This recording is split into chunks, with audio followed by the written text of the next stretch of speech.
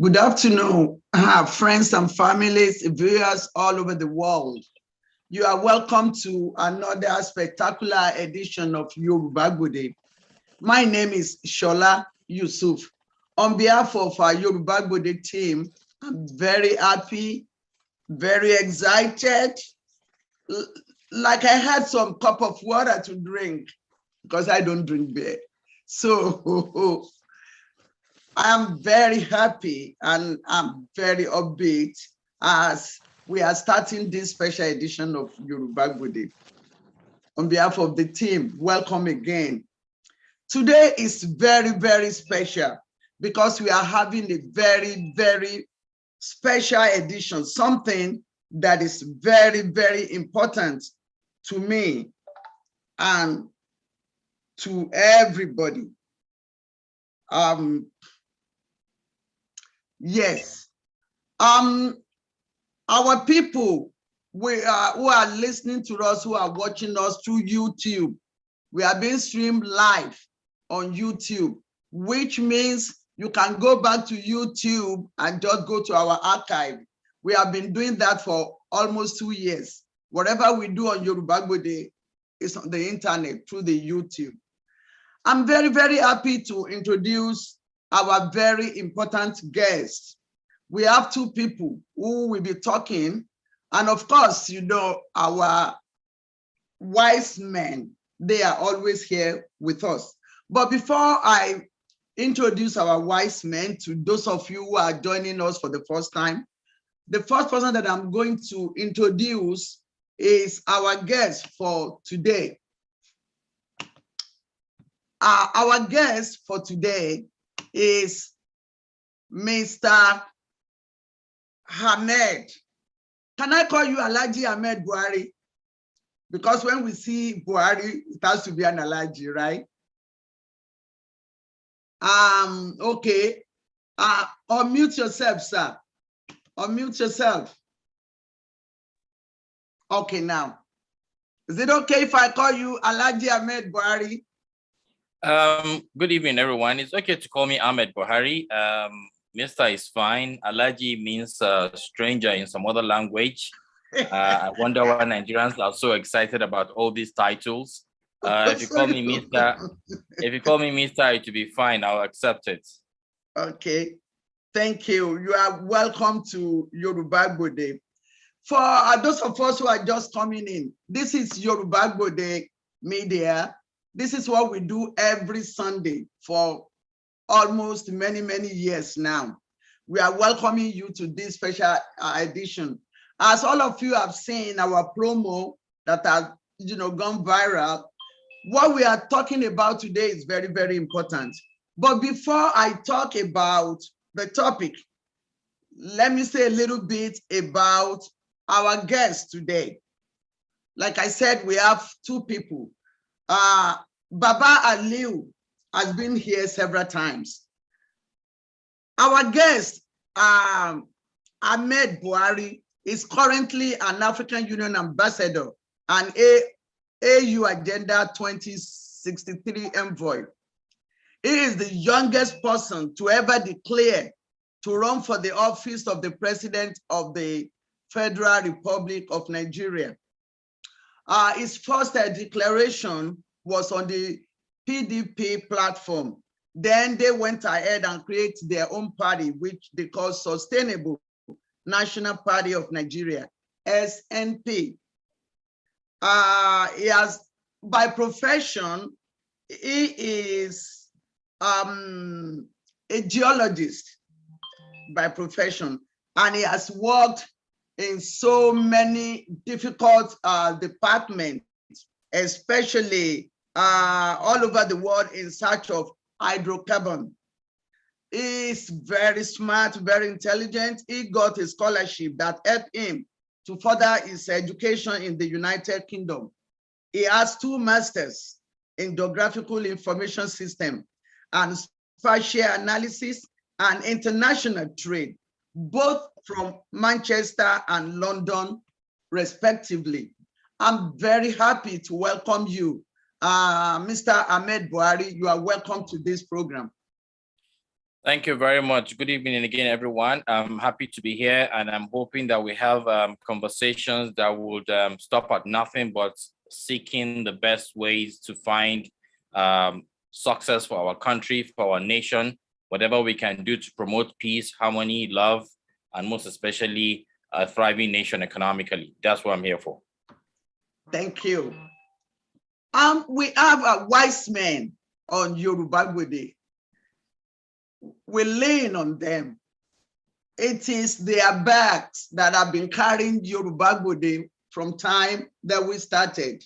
The first person that I'm going to introduce is Professor Adeniran Adeboye.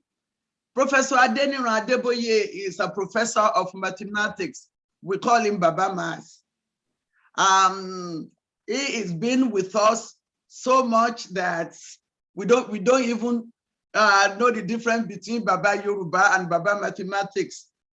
Professor Adeniran Adeboye has been with the university, Howard University, for so long.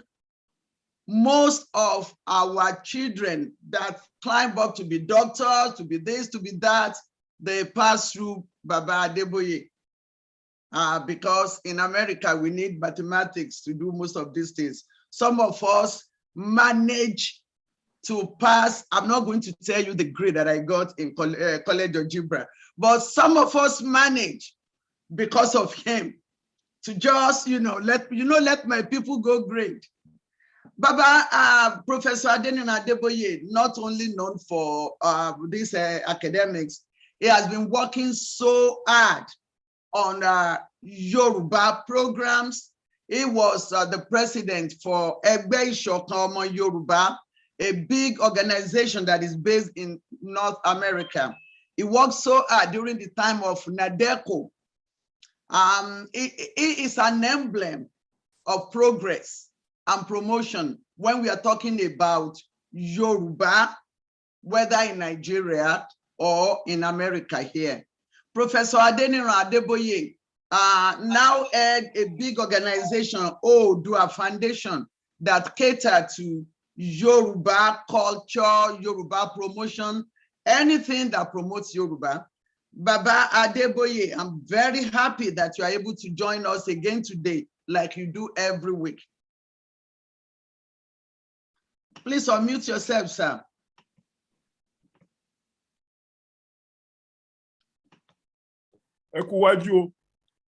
Hello. Yes, we are all hearing you, sir, except that we're speaking English today. Oh, okay. You assume that all of us can speak English. I'm not that good in it. But anyway, I'm happy to be here. Welcome our guests to participation in this program. It is our hope that working together, thinking together, reasoning together, we can yet help to make our people emerge onto the world scene, not as jokes that we seem to be now, but as real people with real message to the rest of the world, with gift to the rest of the world. Thank you. Thank you, sir. Yes, another, and I mean timber and caliber of Yoruba Gbode Amoye Olopolo Pipe, all brainy. Baba Banji Ayiloge was a commissioner in Ondo State in Nigeria. But before then, he has worked with Daily Times, Headlines, and Spear Magazine. He also worked with New Nigeria, Lagos Radio TV, when some of us are really very, very little. After that, he came to United States, where he was the General Secretary of Egbe Omo Yoruba, the national body of Yoruba organization in North America. He was behind most of the things, like 90% of things that were done during ADECO, during Abacha Must Go. Oops, did I just say that? Baba Banji Ayiloge is very passionate about what makes Yoruba race very, very strong. He has been one of our wise men, Amoye Meta on Yoruba Gbode, since the beginning of this episode.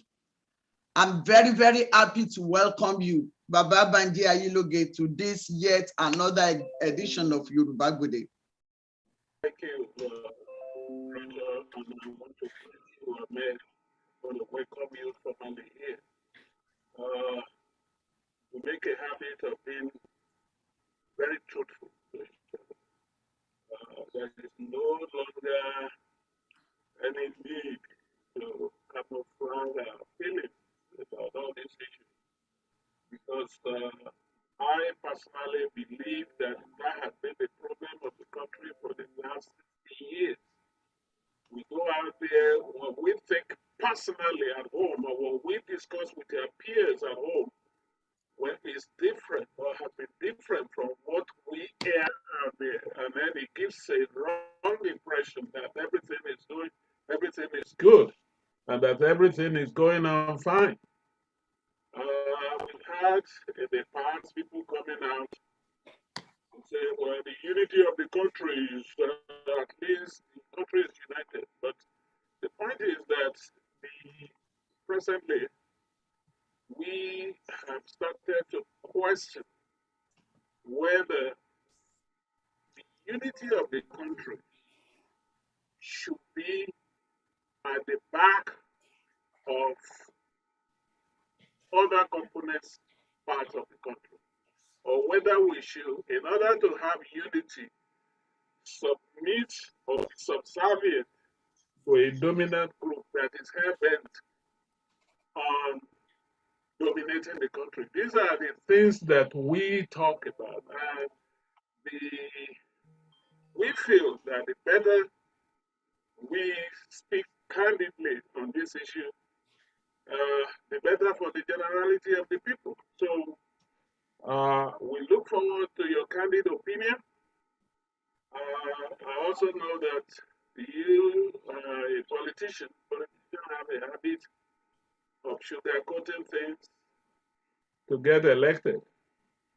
But we we feel that you can be very candid with us today because I intend to be very candid. I have always been candid in rendering my opinion. Thank you very much.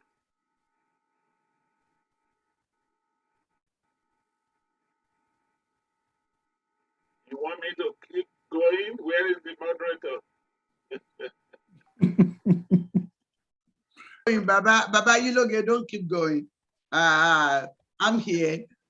So if there is a big house, no matter how beautiful, and it's full of men, and there is no woman there, you know that is not a beautiful house. You can call the house anything, but not beautiful. Because with women, that is where we have the beauty. But when beauty is also added with brain and knowledge, is really fantastic. I'm very, very happy to introduce the only lady in the wise group of Yoruba Gbode media, and that is Professor Omofolabo Ajayi Soyinka. Yeye Omofolabo Ajayi Soyinka has been a member of Yoruba Gbode intelligent team since we started this program. We relied on her when things are getting on the iron side with men. She comes in with knowledge and cool it down.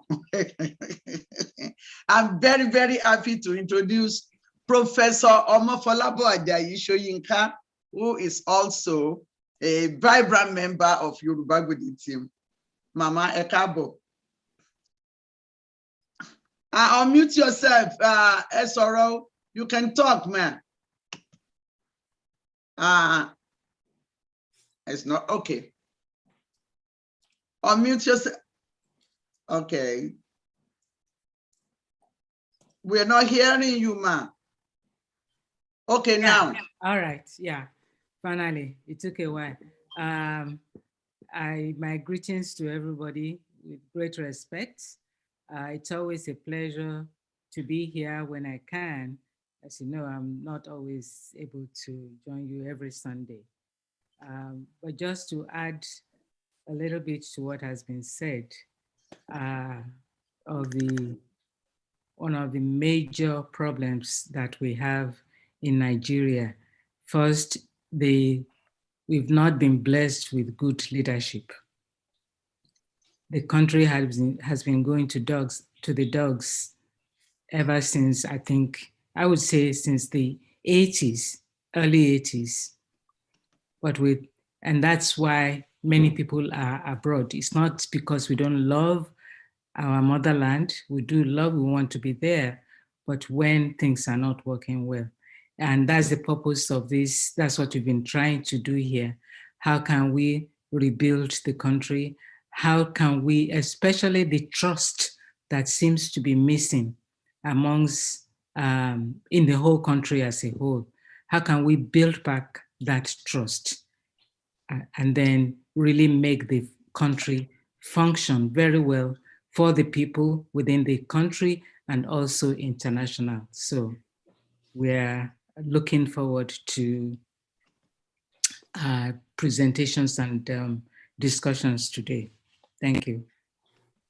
Thank you. Thank you. I am going to start with one point that Professor Omofolabo Ajayi Soyinka raised. And that is going to be my first question to our guest, Mr. Ahmed Buhari. By the way, are you a cousin or nephew or to the president? Because after the promo went out, I got so many calls. Is it related to the president? Is that true, sir? It doesn't matter though, but people want to know. Thank you. Before I start, let me try and recognize the fact that I'm going to be speaking with all elders. Ekaleo. And let me also make it very clear to Pa Banji that we're going to have a conversation that is going to be embedded in honesty, in straightforwardness, only so that we can get the right solutions to our impending problems. And with regards to my relationship with the president, I share the same relationship with all of you. He is just our president for now. I have no relationship at all whatsoever. I am from a different state entirely. And that is where it stops. We do share the same surname, the same way I'm sure a few of us here share the same surnames with other people that we are not related to. Okay. Thank you. Okay, before I go, I think Alagba, one of our wise men, I think is using something that Yoruba people call Madarikan. I'm going to explain what Madarikan means at the end of the program. Alagba Dipo Akinshiku is a member, very strong member of our wise men. The reason why I accidentally omitted his name is because of that Madarikan that I was talking about. Alagba Dipo Akinshiku is a vibrant member of Yoruba Gbode wise men. He has worked in several organizations, especially news papers and television from Nigeria and also in New York. He was a member of the African People's Forum, where they bring important things on the television in New York. That is not all. He was a secretary with Egbe Omo Yoruba, that strong organization. And he worked so hard during the time of Nadeko when we were doing Abacha Must Go. Is a figure to reckon with when we are talking about the progress and improvement of Yoruba as a race from Nigeria to America here. I have the honor and privilege to introduce Alagba Dipo Akinshiku, who is also a member of the wise men on Yoruba Gbode. Baba Akinshiku, please. Please unmute yourself. Unmute yourself. Yeah, thank you very much, the moderator. Yeah, today's topic is, of course, a very important one regarding the 2023 election. Specifically, the 2023 election may mark an important inflection point in how Nigeria moves forward. There has been calls for restructuring, there has been call for some people have called for self-determination, which of course we have covered extensively on this show.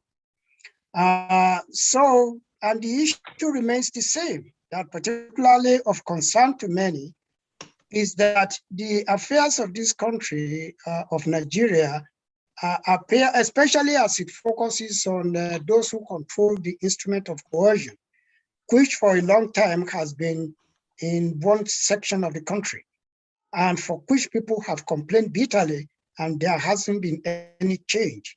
So therefore, this type of discussion is supposed to come up and will come up as we move towards the 2023 election. And that is why I referred to earlier that the 2023 election may mark an important inflection point in the progress of Nigeria. Thank you very much. Thank you, sir. The first question, of course, we go to our guest, and it's going to come from me. And the question is, we are moving towards 2023. Some people are saying, no, we don't need it. Everybody has to go to your tent, oh Israel. That's what people are saying all over. We have had several elections, but this is the one that is very, very controversial. Nigerians have never said that they don't want an election since we have, I mean, in the recent times, but now they are saying it. Before we go to that, how do you rate the administration of Alhaji Muhammadu Buhari in terms of economy and also in terms of security in Nigeria? Well, so if you want to rate a government, there are a few areas that you will look at. Like you said, the economy. You talked about insecurity. Obviously, there's infrastructure. And there's obviously issues around the general perception of the Nigerian people on the streets. If you would ask me, I think the government has done just around average. And when you come to Nigeria and you come to the ground, you will see a few things that have changed that we do not really talk about. When I look at the government of President Buhari, I think one of the biggest problems it faces is its inability to communicate with the Nigerian people in the best of ways that they would understand. And let us not also forget that the Buhari administration in the last 6 years has worked with people from all over the country, not necessarily just him. Every state has a minister that represents itself at the Federal Executive Council meetings. Every state governor has a responsibility to his or her people. So when you look at all of these things, if I want to pick them one after the other, I would like to focus on the things that I believe the federal government has actually done or not done in its capacity. For example, insecurity. As much as the government is spending billions of naira every day to ensure that there's security, we are still not safe. There are places in this country that will still complain heavily about banditry, about herdsmen, rustlers, cattle rustlers, and things like that. At the same time, there's been a very, very harsh economic system or situation that has also made a lot of people become bandits. And so it's not necessarily about worrying whether there are people coming out from the shore, outside the shores of this country and attacking people within the country. We also have a lot of people who have actually gone into banditry that could turn out to be your neighbors, your cousins, your family members, your children. Your children can come up in the morning and kidnap you and find a ransom from you. It could be your neighbor stealing your child. It could be your neighbor picking up something that belongs to you only because they believe that they've been pushed to the corner and they do not have sufficient for themselves as they would want. Not to forget also that in all of this, we do have a generation of people that are truly have a mentality that we need to just be given and we're not prepared to actually work for it. All of these are indices that affect us right now when it comes to insecurity. Then we have to look at Boko Haram. Boko Haram has been thriving for over a decade now. It's a situation that started from somewhere around Maiduguri, and it has been encroaching into northern Nigeria. From the times that I was living in Lagos, that I complained about how Boko Haram was ravaging northeastern Nigeria, and a lot of people told me that it's their problem. We saw it move from northeastern Nigeria to northwestern Nigeria to north central Nigeria, and we never know where they're going to attack next. Let us be honest. 7-8 years ago, Boko Haram attacked the United Nations building in Abuja. They attacked Eagle Square. They attacked prominent places across the country. We could not go into worship centers because we feared that we were going to be bomb blasted. Today, that is not the situation. In my honest opinion, I believe that they have been pushed to a certain level, to a certain degree, and we do not get those kind of attacks that we used to get 8-10 years ago. What the situation we have now are cattle rustlers, are bandits, and this is as worrisome as the Boko Haram situation itself. As it stands right now, we keep getting reports every day from the Nigerian army with video footages as well on how they attack some concentration camps of these terrorists. And we clearly can see that they've been attacked. But the honest truth and the bitter part of it is that there are more people who have picked themselves into becoming criminal elements in our system. And if you ask me, It is not a religious situation, neither is it a tribal situation, but an economic problem that has pushed people to becoming the things that they have become. And when you look at every other region in the country, including including the Southeast and the Southwest, you would find these kind of elements springing up all over the place. It has nothing to do with religion. It has nothing to do with ethnicity, but everything to do with an economic situation.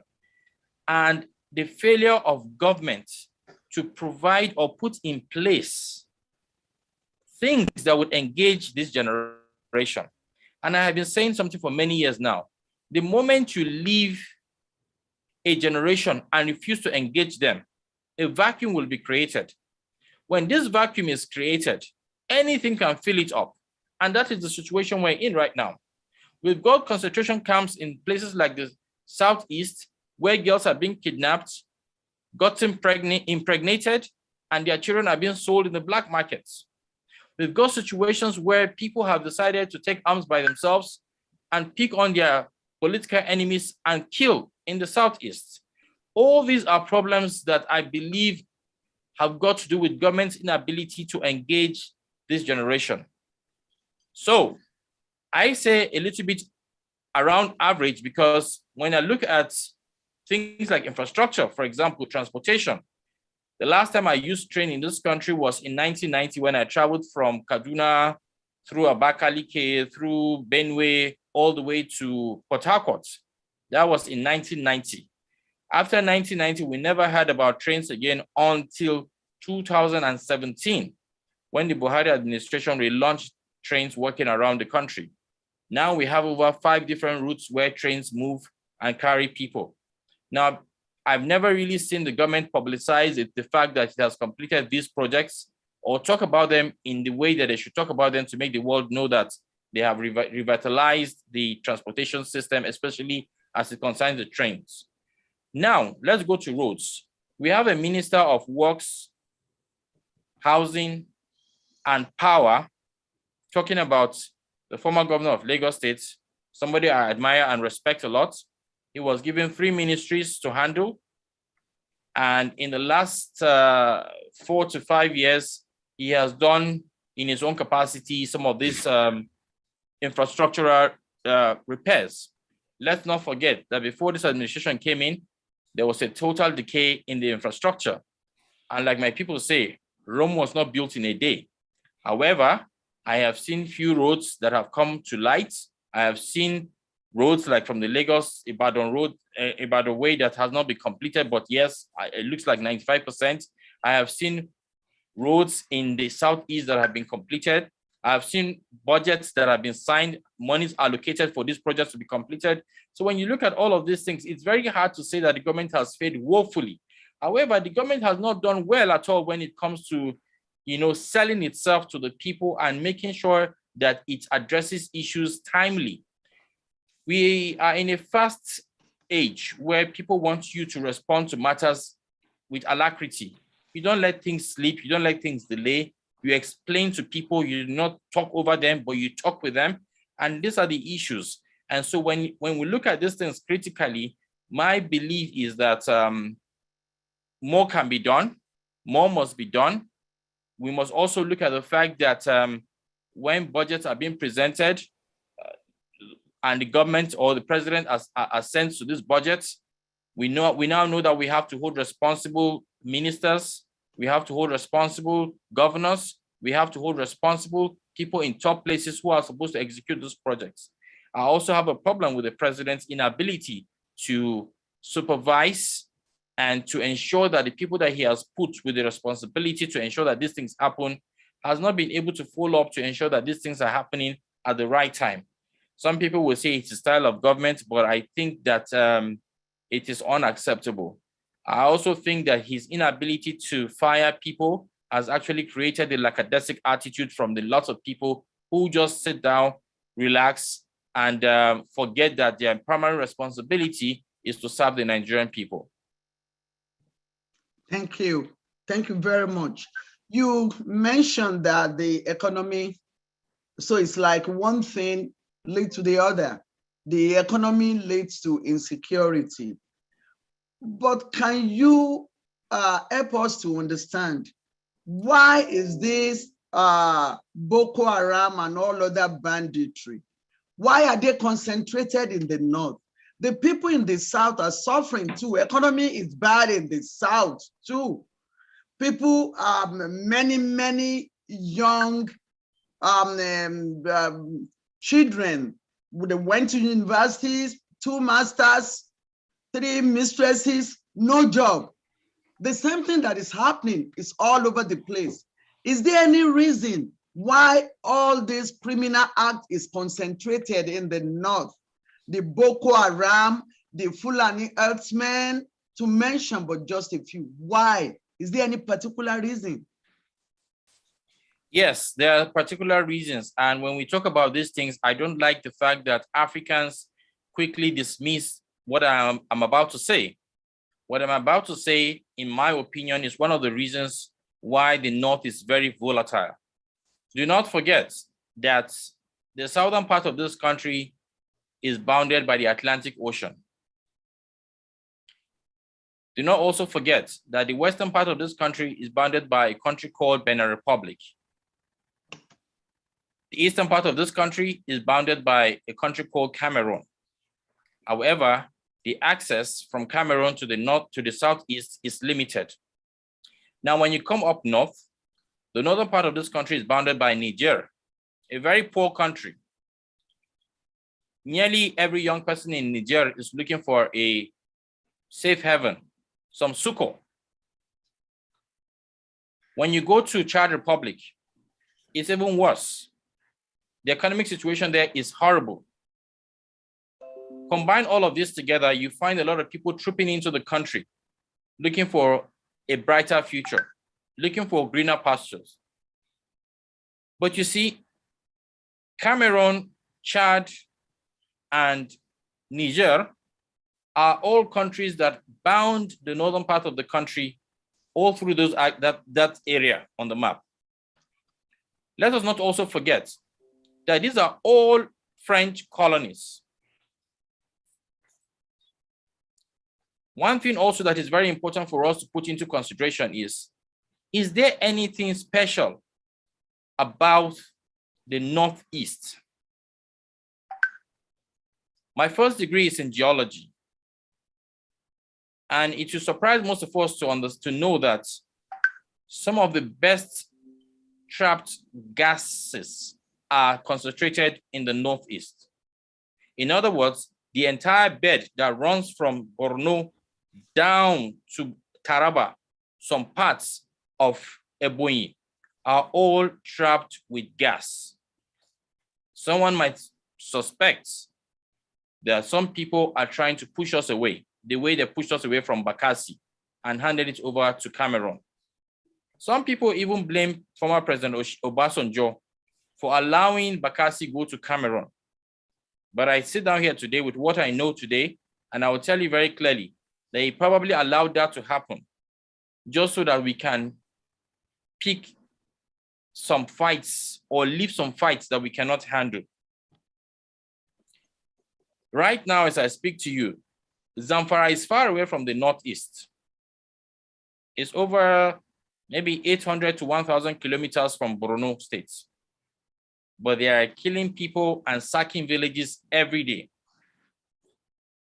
One would wonder, what is in Zamfara? But the Zamfara bed has one of the highest gold deposits in the entire African region. And when you go to Zamfara, you will find Chinese people, you will find American people who are constantly exploring and exploiting our natural reserves. We sit down here and we think this is all about Northern Nigerians trying to be dominant. Sometimes it's further than that. Sometimes maybe what we need to really do is to organize ourselves and understand that except in our unity, we may not be able to fight this unfortunate collaboration of people who are stealing our natural resources.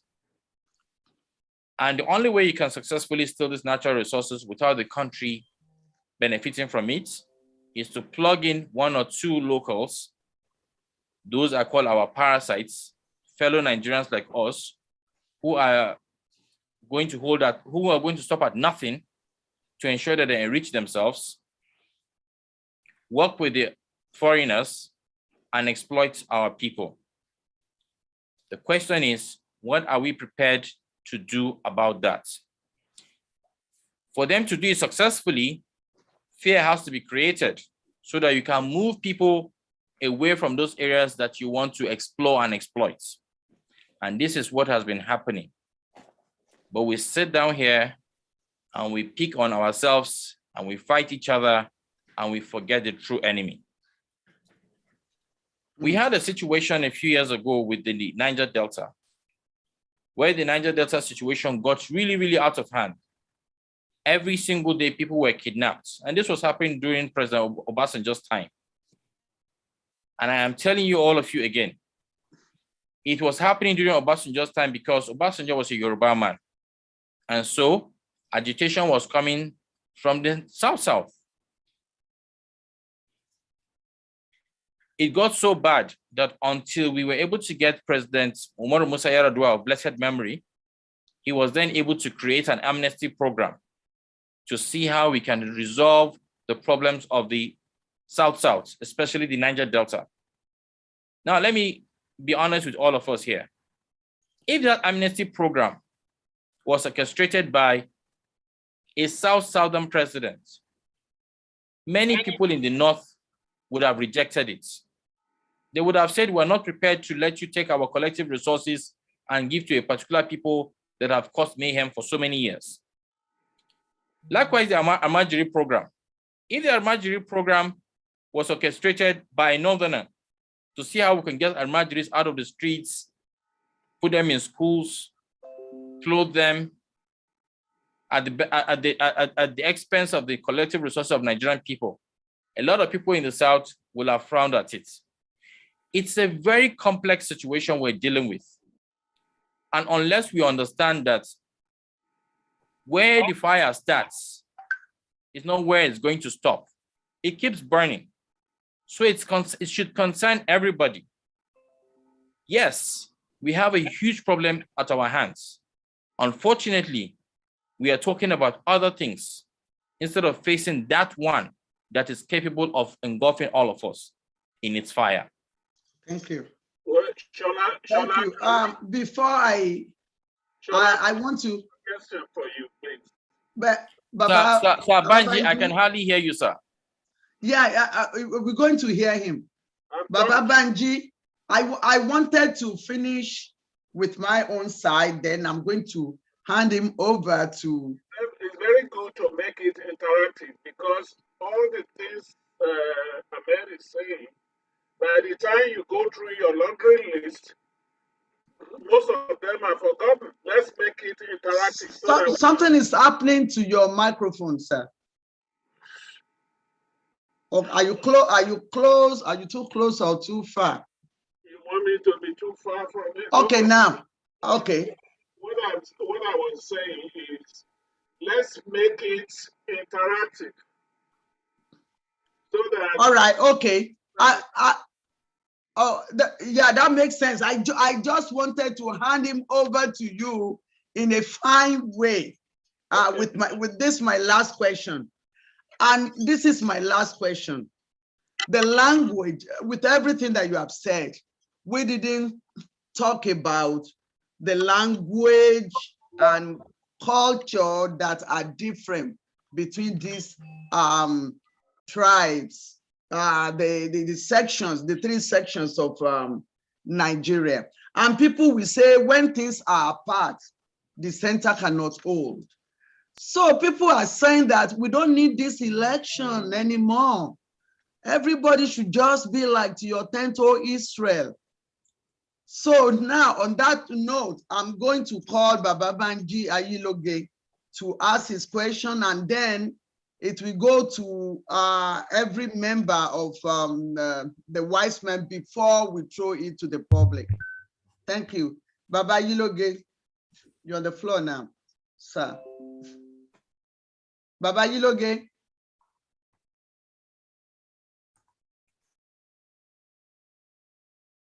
Baba Yiloge. Can you hear me? I don't think so. I don't think I can. No, no. Okay, he's moving now. Baba Yiloge, can you hear me? Yes, I can hear you now. Okay, now go ahead with your question, sir. What I said we should make it interactive. Something is it the internet or what? I really don't know. Okay, it's getting better now. Let me have, call the provider here to limit my interaction with you today. You didn't even hear me because it's not smiling. Okay, go ahead. Go ahead while I change system. Call the next person. I'll change. I can hear you now, sir. I can hear you. Don't go, sir. I can hear you now. Okay. Well, I can't. So I'm trying to. I want some clarity because I have, yeah. Let Banji. Well, okay, Baba Banji, you know, go ahead with your question. We can hear you now. Let him change the system. Mr. Buhari. Yes, sir. My question is, we don't look. You see, he's doing this. Let me change my system. Let somebody else go ahead. Okay, Baba. Okay, let me go. Professor Adeniro Adeboye. Okay. Mr. Buhari, I'm sorry if I had to leave for a short while you were making your presentation. So you may have said some things that I didn't quite get because I had to respond to some emergencies, but I'm back here. 3 New York Lumbere every day. If I may ask you, where are you from in Nigeria? You know, out of my respect for you, I'm going to tell you, but naturally, I just tell everybody that I'm a Nigerian, and then we can keep the conversation at that level. Everybody told you that I'm Yoruba, for instance, so you should tell me who you are. No, it's your choice to tell me who you are. If I don't want to tell you where I'm from, that's fine. And then you see, you become very difficult to operate. Nigeria is not a monolingual, monocultural place. It is fraudulent. Because I remember just now I had Madame Shola clearly say that she talked about ethnicity and pointed out to the 3 different ethnic groups, and I do not belong to the 3 ethnic groups. You don't have to belong to any of them. You need to tell us so that when I'm responding to you, I'm very knowledgeable about who you are. If I don't have knowledge of who you are, as you have knowledge of who I am, and that is the exact mindset that we would have to dissociate from. My generation is very, very solid about the fact that these are the things that have held us backwards. One of the things I've always pushed for, is to see how we can have a generation of people that would push away this whole state of origin thing, push away all these ethnic things, and let's focus on how to have a united people that will push for something that can actually. Now I know who you are. I can address the issue. Now I know who you are, and I can address the issue. Okay, thank you very much. Question. My point is as follows. I have been around Nigeria all my life because I was born there. My birthday was a week ago exactly. So I was 78. I know Nigeria from way before independence. The practice of governance, participatory governance in Nigeria, started in 1951. I was in school and my family was political, so I understood everything. It is a fraudulent statement to say that saying that somebody is from this group or somebody is from that group is the reason Nigeria failed. The reason Nigeria failed is because people refuse to take into account the diversity that was forced together in 1914. To pretend that we are homogeneous when we are not. To continue to pursue that is fraud, and that fraud explains the kind of answers that we are getting from some Nigerians who think that Nigeria must be forced to operate as a homogeneous monolingual, monocultural society. It has never been, and it will never be. And it is not a disaster for it not to be. I've seen the world from China to Europe to Americas to what have you. Take a small Switzerland, which is only a little bigger than Osun State. People recognize the diversity in Switzerland. There are at least 4 different languages being spoken there. There are 13 cantons that we call states, and they are independent, autonomous, and no federal government is in a position to impose its will on any one of the cantons. Go to England, that was created, British, Great Britain, that was created with Act of Settlement 1707, more than 300 years ago. It is coming apart because it is not a monocultural society. Even though over a 300-year period, they've had an opportunity to melt. Why are we lying to our teeth? Why is Nigeria failing? Because Nigeria is failing because it is designed to fail. When you tell a people that don't speak the same language, don't have the same culture, and everything else is different about them, when you tell them that they must function as if they do, there is no place on the planet where they do that.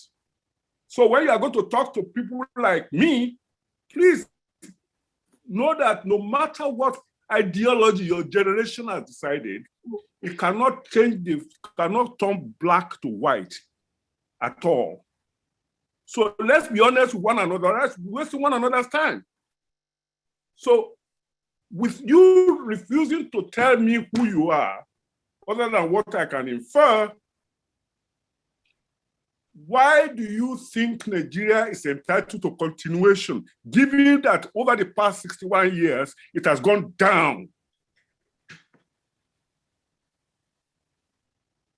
Is that your question, sir? Yes, it is. Okay, so Nigeria has gone down not just because of the leaders. I remember when Madam Shola was making the opening statement, she said something about we've been unfortunate to have bad leaders. I agree. We've also been unfortunate to have poor followership. And that is the problem. What poor followership? Give examples. Don't make general statements. Give examples of where the leadership was bad, where the followership was bad. Because we have all these problems of statements that don't Adeboye, if you will not allow your emotions and sentiments, take the better of you, we could have a very good evening conversation. No, I don't want to. I have just told you that it's not just a leadership problem, it's also a followership problem.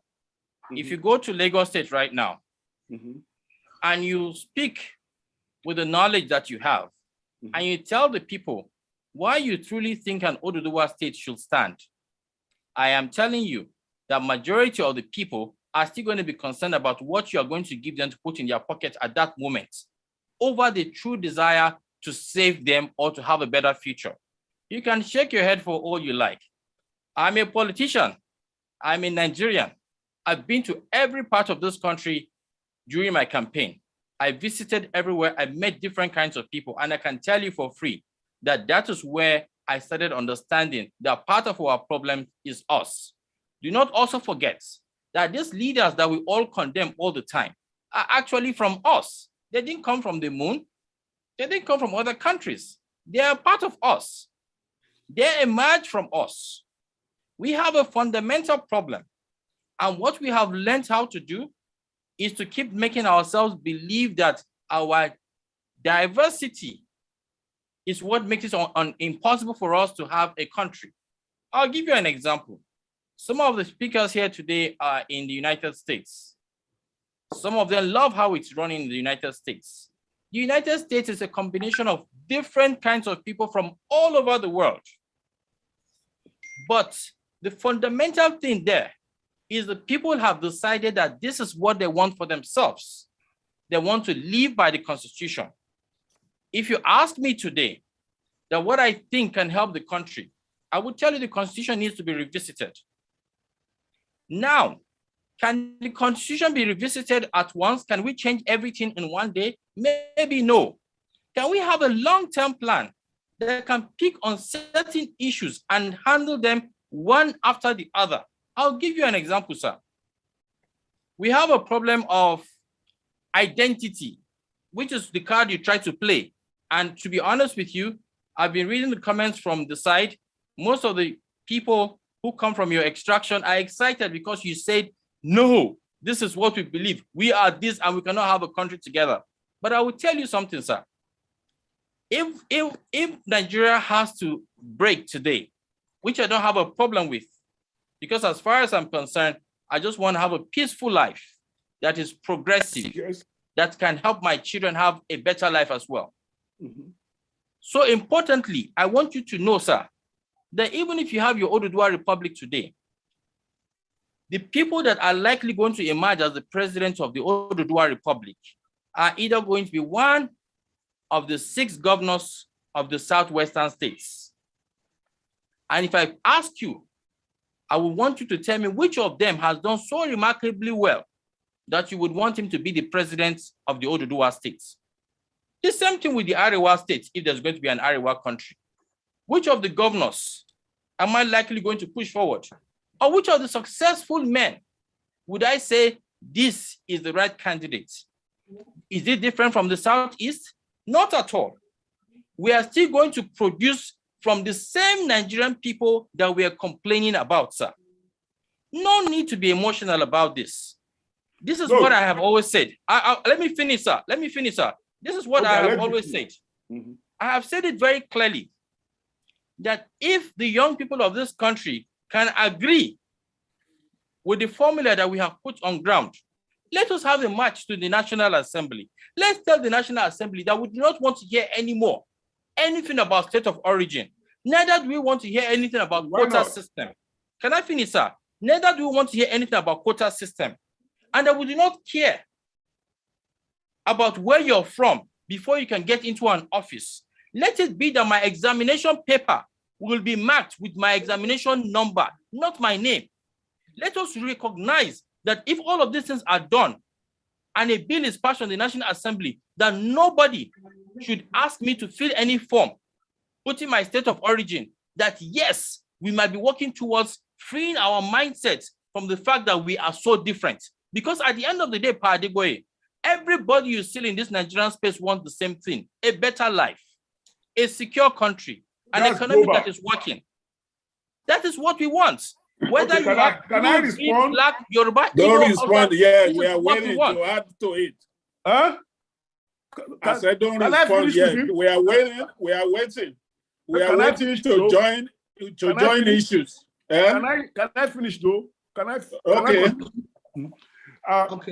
Mr. Buhari, all the statements you made about all of us wanting a peaceful life, that is global, from anywhere in the world to anywhere in the world. You have not addressed the question of why Nigeria has to stay. Because, and you are calling me emotional, I better be, after living 61 years past so-called independence, and things have been going down the drain. You wouldn't say that about many other countries in the world. You wouldn't say it about Korea. You wouldn't say it about Singapore. Why about Nigeria? You wouldn't say it about many other parts of the world. Failure of leadership, failure of followership, failure of this, failure of that are all problems to a structural deficiency that is never addressed by politicians, always dancing around whatever. I am old enough to know, and I've seen enough in the world to see what works. Nigeria was superior, or segments of Nigeria were superior to all of the Asian tigers of this day. Now, what makes Nigeria, why must we stay? It was put together in 1914, a little more than 100 years ago. The peoples we are addressing have been there for millennia. What makes it necessary that the Europeans said so? Therefore, we must suffer and continue to suffer and continue to hope hopelessly. Come on, address that rather than what you young people want. Because what you want, what is the experimental basis for it? On that note, can I chip in? Yes, Baba Mandia Iloge, you can chip in and then ask your question too. Ahmed is, the moment I saw you, you came in with your good looks and your Lebanese this thing hat. I knew what was coming, and I said, we are going to be frank with each other. We are going to be frank with each other, I said. And nobody should take offense. And that's why, and I said we should all talk freely. And I have that premonition that it's not going to be easy, because looking at you, you look like an establishment type from that section of the country. But I'll tell you what, I'll start from one of your statements. You say, look at the United States. Over here, people, it doesn't matter where you, no, it does matter, because Joe Biden, on picking his cabinet and those who are working with him, has said in the history of the United States, he has picked the most diverse, and I want to repeat, the most diverse people of background and ethnicity to work with him. Now, your man, Buhari, your namesake, has put in the history of the country, even when the Europeans were there, we've never had the whole country's military, police, intelligence, army intelligence put in the hands of a region of the country.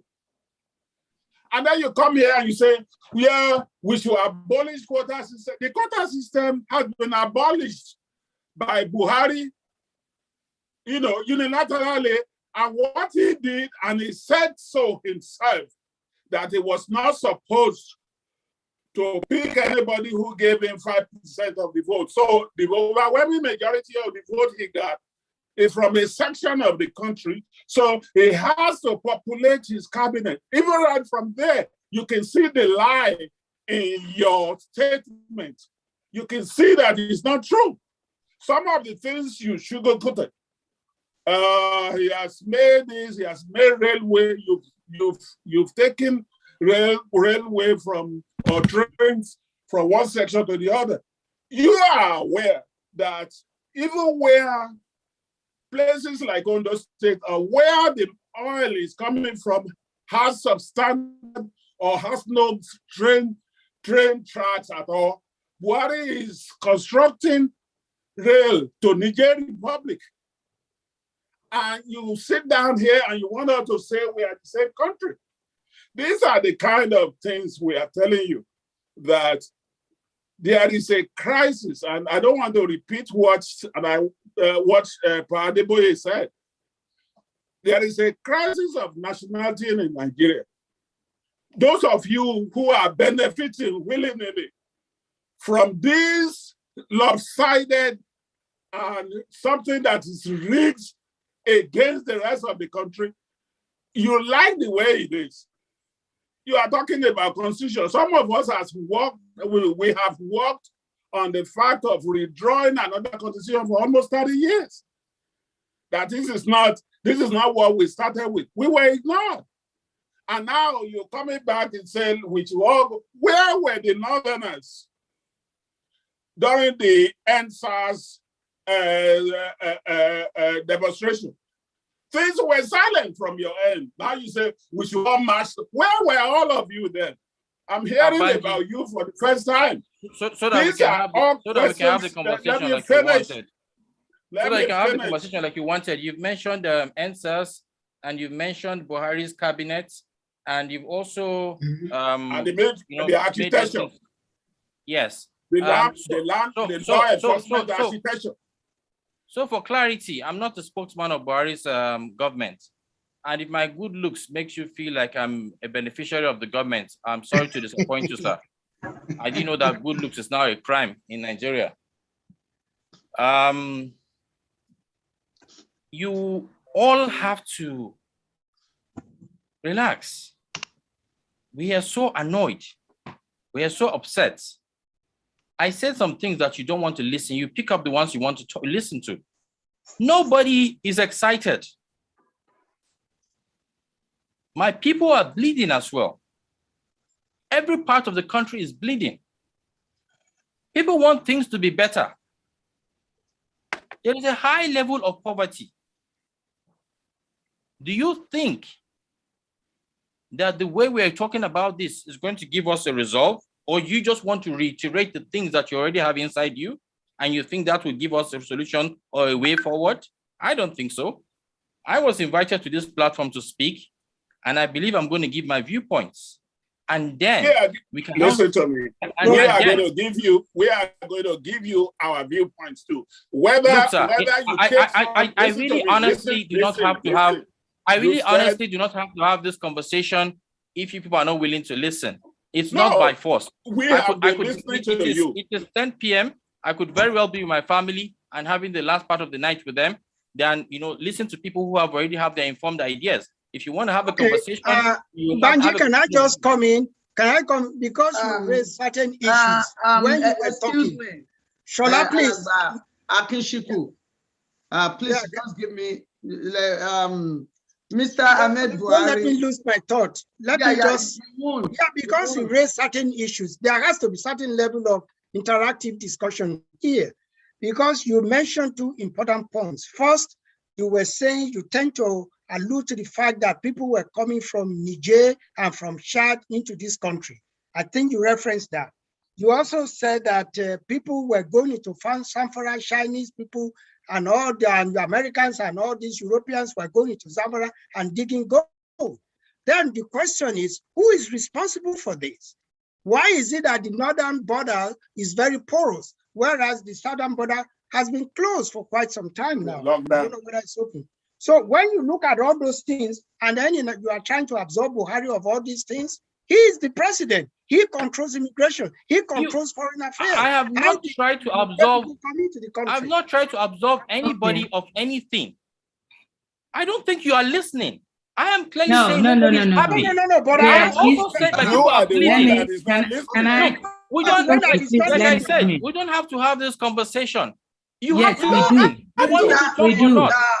Mr. We do need to have this conversation.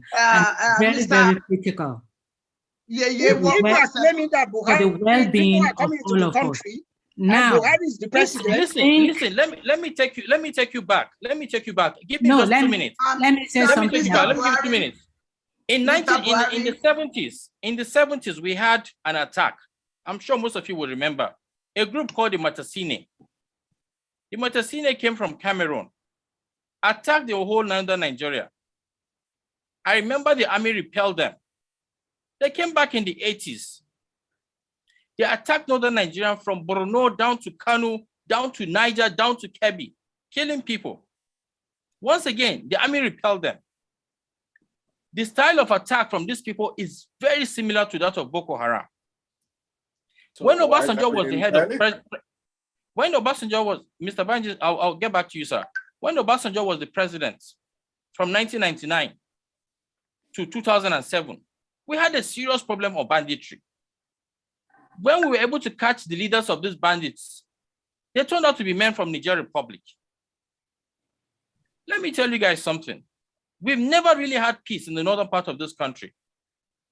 Should I say the Nigerian system has never really had the capacity to protect the borders in the northern part of this country? Can I also say that people sneak into this country? And do not forget, we all agreed and we signed an ECOWAS treaty in 2008 that allows for the free movement of the entire people in the Western African region for the purpose of trade. Some people come with this intent, or some people come with this notion, but have a different intention, and they attack us. This thing that has been happening, Northerners have suffered from it more than anybody else. Nobody is happy about it. Do I think that the government likes it? I don't think so. Do I think the government is running out of ideas? I do think so. If you sit down here and think I'm trying to protect the government because I'm giving my viewpoints, then I'm sorry to disappoint you. I'm not protecting any government. I'm not with any government. I do not work for any government. I am more concerned about how this country can be better. The question, sorry, I think you are misunderstanding what is going on. The question is not whether you are protecting the government or you are seeing what is really happening. You know, what we're saying is that this is the question of leadership. Yes, you brought in the followership, But the leadership, that's why they're called leaders. They have to lead, but they also have to understand the responsibilities of politicians. And we're not seeing that. We're not seeing, and that I said it. I said we have not been blessed with good leadership. And I said, you know, way back into the mid 80s, things started going down the drain. We do not have to overlook that. We do not have to brush over it. It's bad. Yes, we are having a conversation, and we need to call a spade a spade. We don't have to be angry. No, I'm not angry with anybody. I just want us. When you mentioned you know the question you said at the beginning. I'm just worried that Babanji is worried about my look. That's all. Buhari, no, Lucy, I was trying to make you feel. He said the president was poor in communication. It is true, but I think it's even worse than just communication. Or in fact, we have to look at what is causing this poor communication. To me, it seems we have a president that does not care. It got so bad around the third or even from the second year of his presidency that I believed that he was very sick. I mean, of course, he was going out of the country, going internationally for medical treatment. And I said, this man is just incapable. In fact, I was defending him. I said, he is incapable because he was just not talking. And I've never seen any kind of leader behave that way. Not in Nigeria. Okay. The economy became so bad. I was in Nigeria. Let me finish. Okay. I was in Nigeria at that time when I think 2016, towards the end of 2016, when our Naira became so seriously devalued. I was doing a project. Price of the project went 3 times. I kept saying, where is this president to address us? Where is this president? And he was nowhere to be found. He did not say a word. Now, is that somebody who loves his country? Is that somebody who loves the people he is supposed to be presiding over? No. And this is the things that we need to address. And you also mentioned followership. This is the last point I will make for now. Followership, okay?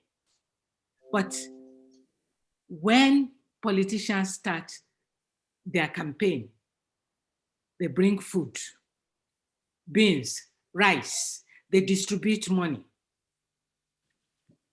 Meanwhile, the system has ensured that we do not have an educated citizenry about politics, about what our leaders should do.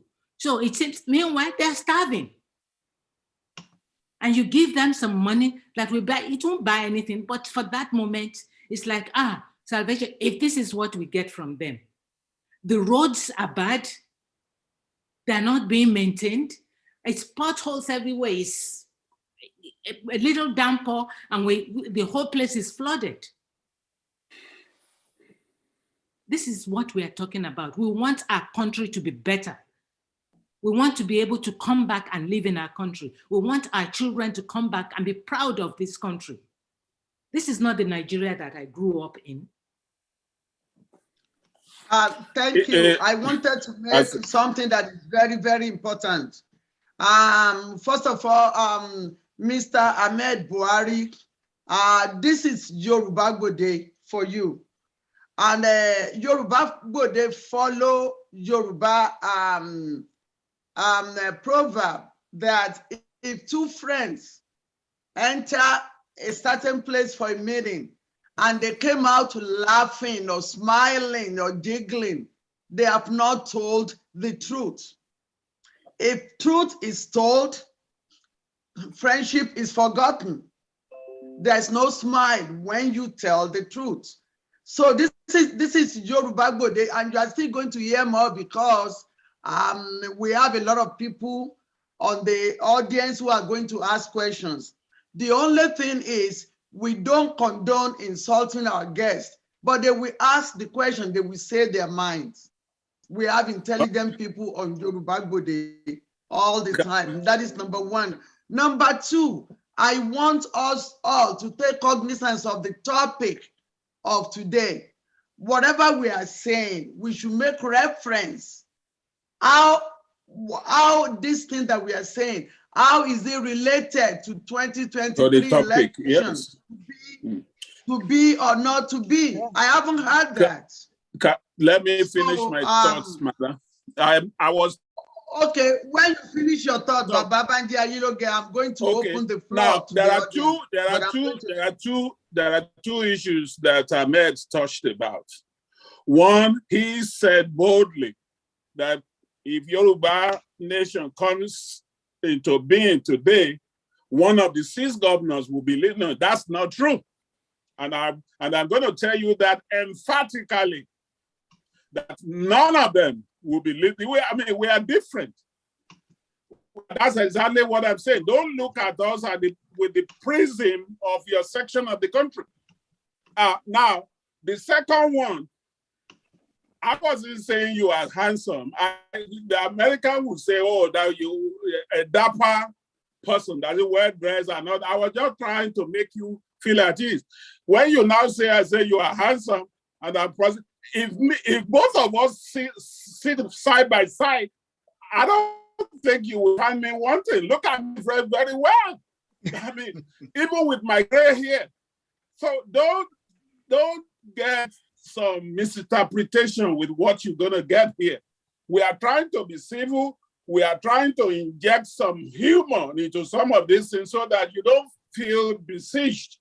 That is why I have mentioned, with your heart and all that, you feel comfortable. Yeah, we say that all the time. It's not about handsomeness. It's not about anything. It's not about working for Buhari. Looking at you belong in the middle class in Nigeria. And we have said it here, even in Yoruba land, there are people, if you are able to ride a Corolla, a Toyota Corolla, a Tokumbo, Tokumbo, the used Corolla, you think you've joined the system. So you have a stake in keeping this rotten system, floating. That's exactly what I was driving at, not about your looks, which I really don't care about looks. Okay, Baba Banji, I'm going to call somebody from the audience. Those of you who are just coming in, we are talking about 2023 election, to be or not to be. Mr. Taiwo Ayedun, you have the floor. Let's go straight to the question. We are not saying any other thing, but go straight to the question. I don't like when people go home not able to ask questions because other people are saying something else. Mr. Taiwo Ayedun, unmute yourself.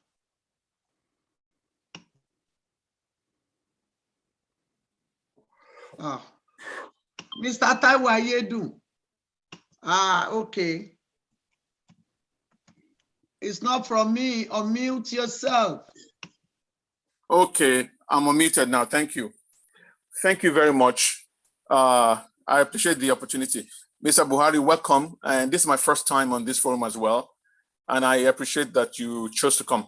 I wanted to let you and I engage on a very, very, very logical question. Let me ask you this. If a president is elected and it is not doing the will of the people, should there be a mechanism for the people to get together and hold them accountable? Should there be such a mechanism or not? Very quickly, because maybe you don't have to answer that question. Let me just go on. No, here's the reason why. He didn't say you don't. It doesn't want to answer. Let him answer. No. Let me go on so that I can quickly finish my question and then maybe he can respond. The reason why I asked that question is because I want you to think about all the countries where democracy works. Do you think the people in those countries, their leaders are better than Nigerians? Or do you think they have a mechanism where that people can hold them accountable? And so now let me now go further. So just keep the answers in your mind. Let me now go further. Do you think it is easier for a people that are ethnoculturally similar? Do you think it's much easier for them to have consensus? Okay, because they have the same orientation and so on and so forth. Do you think it's easier for them to have consensus than ethnoculturally diverse peoples? Okay, these are important questions, right? Okay, because I know that nobody in the world has any problem with social or economic integration. The reason why I say that is because we know that there's intermarriages across ethnocultural and religious lines. We know that people of different cultures can be best friends. They can be great economic partners. Dangote has, good business relationship with Yorubas and so on and so forth. Yorubas marry Igbos and so on and so forth, and vice versa. But where have you found, which country in the world have you found a situation whereby a country that is heterogeneous, whereby there is no majority ethnic group, which country in the world do you find, which democracy in the world do you find that works? There's none. And I will tell you this, okay, on the list of the top 25 countries with the least income inequality. Income inequality is a measurement to show that the rich people are not taking advantage of the poor people. Of the top 25 countries, 23 of them, which is 92%, are highly homogeneous, which means that they have a majority ethnic group that is over 50%. In fact, most of them are in the neighborhood of 70, 80%. When there's such a majority group, let them finish. He's making a point. When there's such a majority group, what tends to happen is that they have consensus around electing good politicians and holding them accountable. However, when you have a situation like Nigeria, where there's no majority ethnic group, the largest ethnic group is what, around 30%. When they bunch Hausa and Fulani together, the Yorubas are the largest single ethnic group. When they bunch Hausa and Fulani together, they're about 31%. Yoruba is 28%. Igbos are 21%. So the point is that there is no majority group to set the tone and the consensus for the country. So what you have is the type of diversity that makes it easy for politicians to exploit that Nigerians. It's not because Nigerians hate each other. It's just that politically we don't agree. You understand? Because you see, when you're voting, the voters don't necessarily have all the best knowledge about the politicians at the national level. They can't really distinguish who is best, who is whatever. So what they do, they default to choosing people who look like them. So thereby, that's how you end up electing bad leaders in Nigeria. Every single country, every single democracy that is functioning, you find that they have a majority ethnic group. So think about it very carefully. It's not that Nigerians hate each other. It's just that we want economic integration. We want to be able to settle anywhere in Nigeria, but we cannot have a unitary government. There's no other place in the world where it works. So think about that very, very, go and look at the statistics. That will help you understand the problem that Nigeria is facing and why we must change it. We don't hate each other, but our politics cannot be unitary. It will never work. Thank you. Thank you. Okay, thank you. I'm going to take another question. Do you have a comment, Mr. Buhari, on that? Maybe he's gone. It's here. You can. So if you don't have a comment, I can call somebody else to ask a question. Well, I was going to comment, but I couldn't unmute myself. He asked a few questions and he wanted me to give him answers, but okay, all right. Now I'm sorry, I didn't. He said so much I can't remember. So you can go on with your next question. Okay. All right. We note that point too. All right, Mr. Okay, you just have iPhone. You didn't put your name there with the blue Barbariga. Okay, you are muted. What is your name, sir? What is your name? Okay, unmute yourself. Akib Abiola. Oh, Dr. Abiola, yes. Go ahead, your question. Hello, Aben. How are you today? Hey, good evening, sir. Thanks for coming to this show. Pleasure. It is obvious, this is my question to you. It is obvious to everyone, even to Stevie Wonder. You can see that the current systems and arrangements in Nigeria are not working politically and economically. Anyone with eyes can see that they are not working. Only mad people will continue to do the same thing over and over and expecting a different outcome. If it has not worked before, if it is not working now, what makes you or anybody thinks it will work in the future? Okay. Please let me finish, please. Okay. The question today is about, the topic today is about the 2023 election. Should there be a referendum first before the election? Or there be an election and then a referendum to follow? Because again, the system is not working. So if it's not working, we must find a solution. And the solution can either be through referendum. Some people are asking for self-determination. Some people are asking for restructuring. Should these things be debated and concluded on before 2023 elections, or should it be after the election? And what is the guarantee that if it is after the election, that these things will be done? Thank you. Okay, so if I was President Buhari right now, I would waste no time to have a referendum and to see how we can move forward as a people. There is no point trying to ignore the fact that there are a lot of agitations around the place, whether from the north, whether from the southeast or from the southwest. Not to also forget there are a lot of people from northern Nigeria too that are also unhappy with a couple of things that they believe should be done differently. So a referendum would have really been exciting, at least a few years before the election, so that we can get all of that settled down and they're moving forward. I think a lot of things have got to be put in place to ensure that people with investments and families and ties with all sides of the country would not be affected drastically as a result of that kind of action. Be that as it may, I would have stood for a referendum. I still stand for a referendum.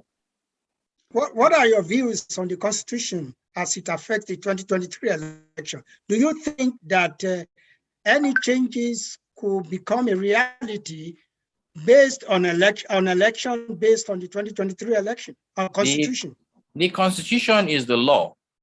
Once it has been amended by the National Assembly and ascended by the arm of government that is the judiciary, obviously it will come into law. It has to be practiced, and that will change the look of a lot of things. However, when I try to make all of us understand that sometimes there are ways we can go about these things to ensure that we get it right, we allow our emotions run high. I'll give an example. We have representatives in the National Assembly who are from our localities, who we have actually appointed to speak on our behalf, who are not supposed to say yay or nay or whatever in the National Assembly without going back to their constituents to consult with them as to what their reaction should be on matters, because that is what they are there for. They're not there for themselves, but they are there for the people. And so everybody is guilty in this matter. We unfortunately pay too much attention to the arm of government that we believe is the alpha and omega. But in reality, there is a National Assembly that we allow to always hide behind the curtains when we try to resolve these problems. Let the representatives in the House of Representatives or in the Senate be the front runners and frontliners of the things that we want as a people. What stops our people in the National Assembly to say, look, this is what our people want? Unfortunately, we cannot move forward without seeing these things come to light. With the level of representation, at the National Assembly, we are sure that we can never have an equitable representation over there. Banji, do not forget, sir. Excuse me. Look, you interrupted me, sir. Sir, you interrupted me. So if you allow me, right? I just told you. Let me finish. You will continue. You interrupted. I was talking when you came in, and now that I'm trying to talk, you are telling me that I shouldn't say anything. You didn't let me look. I was doing. Did you let me finish? Okay, finish. You did not let me finish, sir. Go ahead. Let me tell you, sir. I said go ahead 3 times.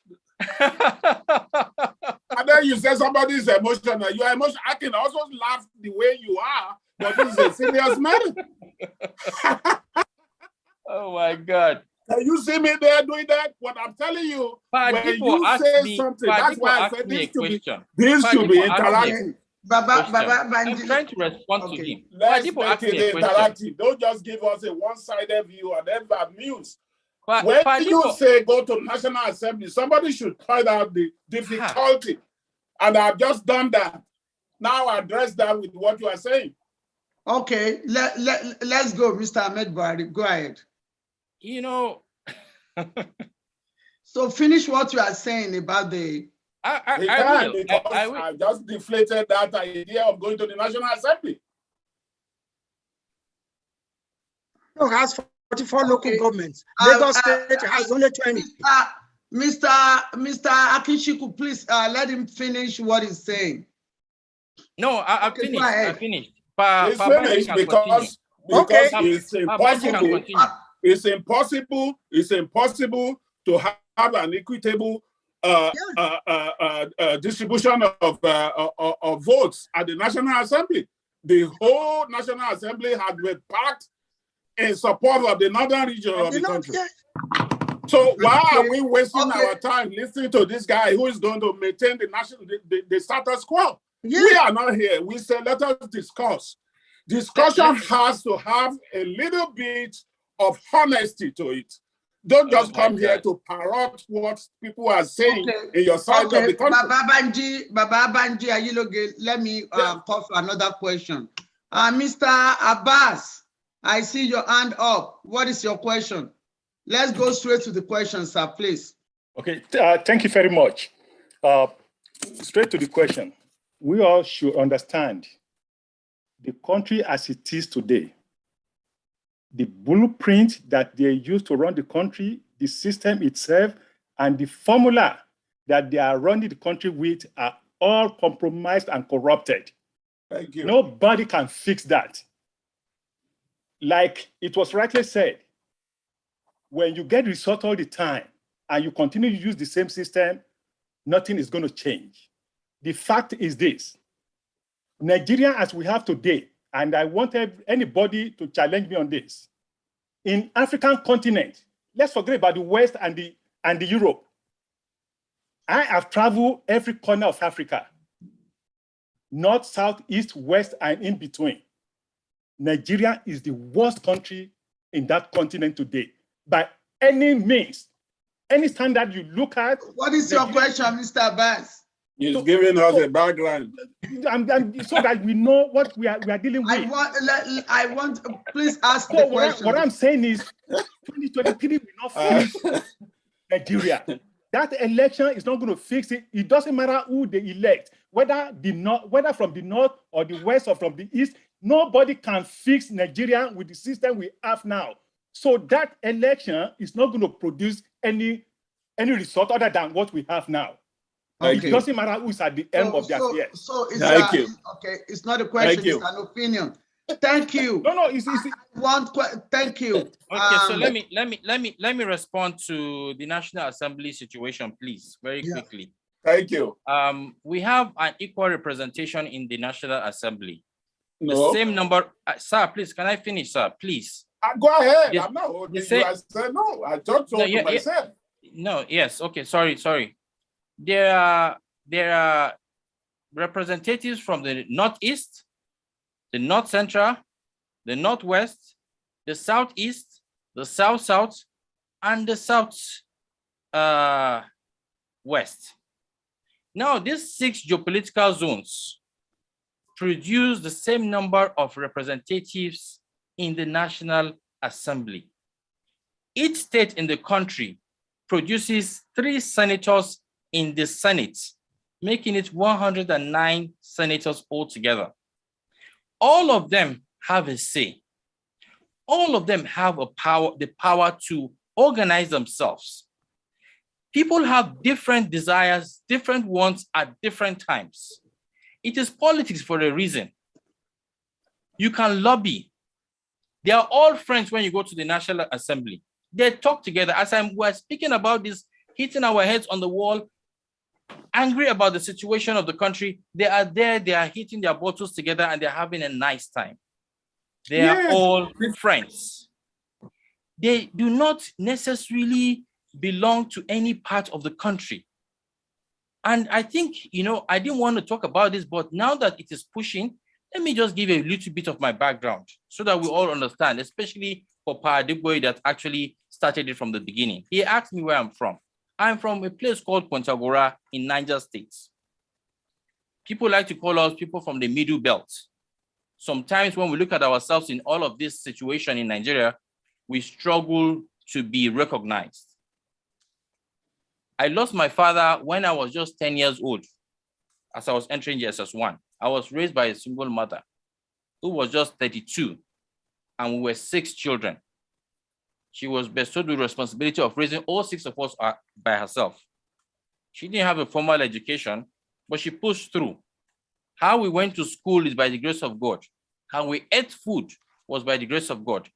When I sit down to tell my story, I can't even imagine that I can be sitting down here and be talking about those things like they never happened. How I started working and lost my job. How the only way I could leave the shores of this country was because I got a scholarship that earned me an opportunity to study outside this country. And just because of my good lips, like Banji has highlighted, does not make me a part of the establishment. It doesn't. It is just my story. It is just where I have come from. It is just the truth about what I've been through. Do you honestly, sincerely think that if I was part of the establishment, I would be able to go against the establishment and run against the establishment in the last election? Do you actually know the risk I went through? Do you know how my businesses were cut down because I wanted to fight the system? And just because you believe I'm from a side of the country, you already make your conclusions about the things I am going to say. I agreed to this conversation today because it is my belief that we can actually rub minds from all sides of the divide and maybe find a solution to our common problems. We talked about the governors in the Southwest, and we believe that they do not have power. They control the Southwest. They control the people. When I say that we have a followership problem as much as we have a leadership problem, I am not joking about it. If we did not have a followership problem, we wouldn't have had President Muhammadu Buhari return to office. But we voted him again. Don't be surprised if he goes for a 3rd term. There are some people who will still vote for him. And so when I speak about these things, I understand that you also have your own viewpoints and your own mindset and your understanding. But maybe you should open your hearts to listen to some of the viewpoints that are coming from the other side of the room, only so that maybe we can find a common ground. We all have representatives in the National Assembly. How many of us have called them to account?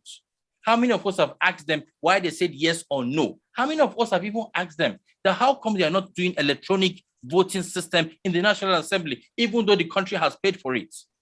They still go by saying nay or yea. Are we forgetting that the Speaker himself of the National Assembly, talking about the House of Representatives, is a man from Lagos State? How well has he defended the rights of the Yoruba people? These are the concerns.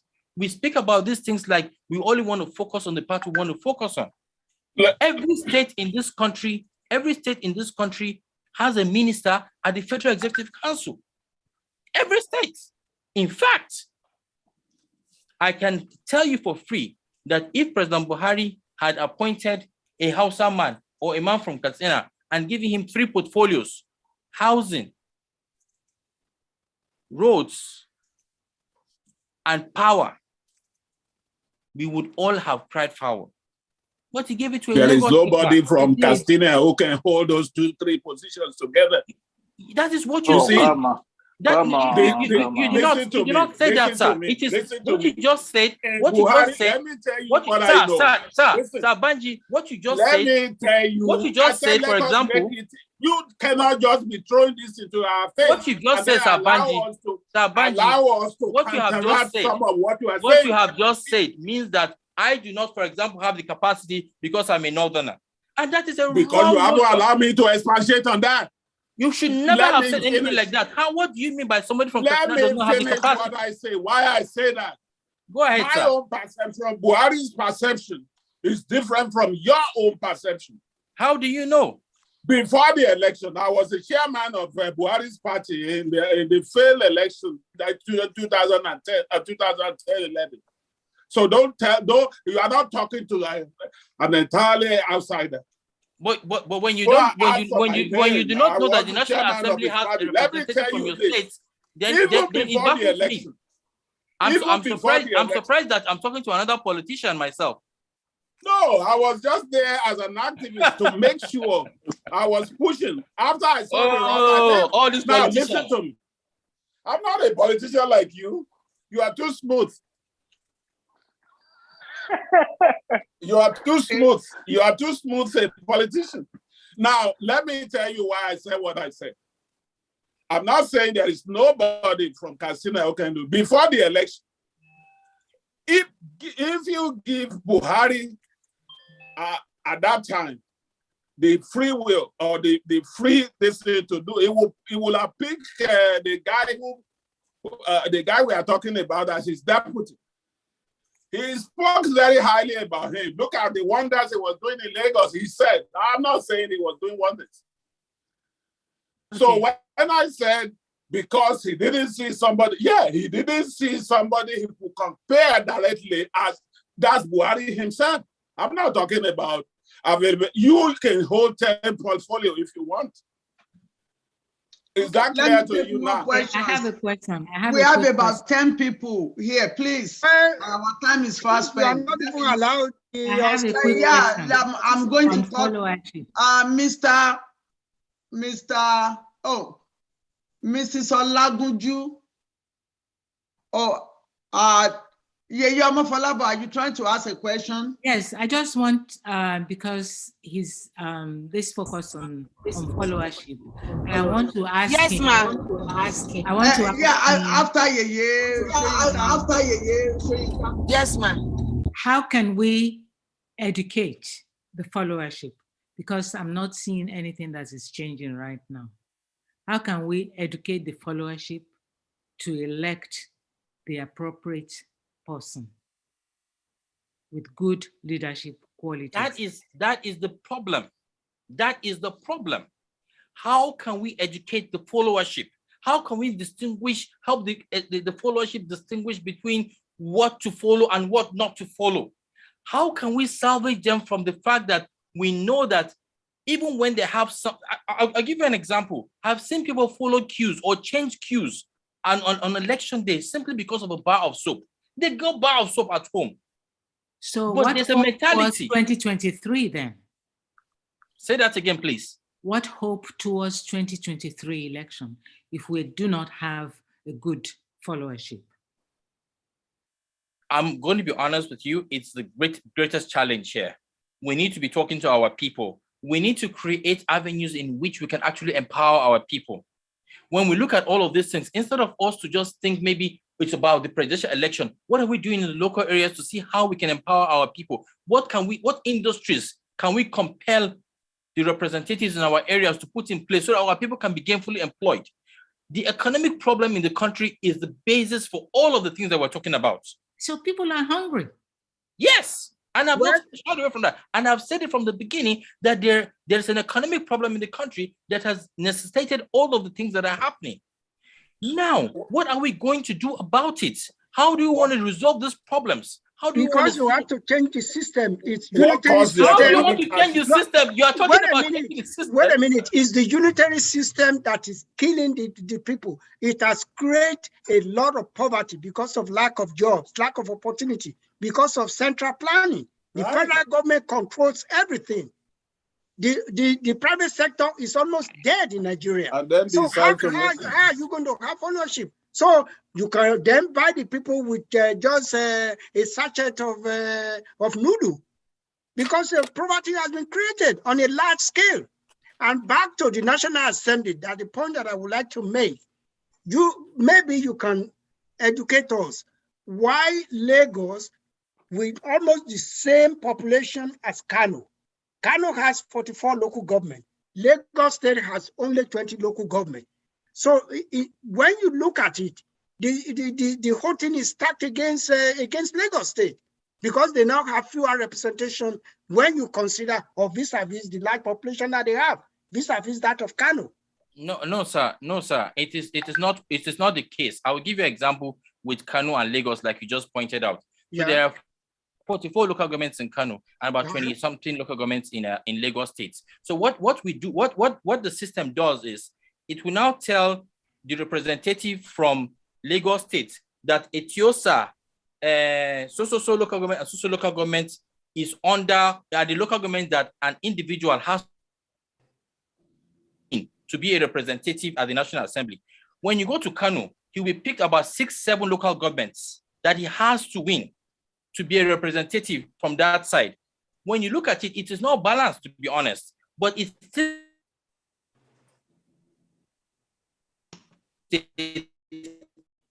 at the National Assembly. The same way when you go to Niger State, however, it has about 28 local governments. When you are contesting in Niger State, you will feel the pain, because you will travel farther, you will travel wider, you will meet more people, more local governments than when you are in Lagos. So you will now see a representative in the National Assembly who had to win just one local government to be the National Assembly. You will now go to another state that you find a representative who had to win about 6 local governments to be in the same National Assembly. So at the end of the day, population, sir, non-land mass. They're supposed to be based on population, non-land mass. You see, these are the issues. It is based on the local. No, it is not. Yeah, they only have one representative, and each representative there has only one vote. It is done. Not land mass. I didn't create the system. It is done based on the number of local governments. You didn't, but you are defending it. Yeah, but that is. If I'm explaining it, do you have a problem with me explaining it? Do you have a problem with me explaining it? You are not. We know what is going on. That's why we are able to critique what is going on. That we have to have. Let me explain it. If you want to just. We have to be able to have an equitable distribution. Dipo asked me a question, and I'm trying to break it down for him. But again, Pa Banji, I don't know. You're making it. You don't know what. I'm just telling you. When you bring, there is something. Madam Shola, I really have had a good time. I think it's very hard to having this conversation, especially with yes, as a matter of fact, we don't want just one way. Mr. Ahmed Buhari, what I'm going to do now is I'm going to take questions from the public. Not You still want me on this program? Why not? We haven't finished. People are still there to ask. But Mr. Banji is making it unbearable for me to have a conversation. I was asked a question, for you, and I'm trying to break it. I'm just telling me that I'm defending the system. Okay, what is go the facts are being given to you. You cannot put a band-aid on a festive wound and expect it to heal. Okay, let's Mr. Ahmed Buhari, you have to be patient, sir. Let's take questions from other people who want to ask questions from you.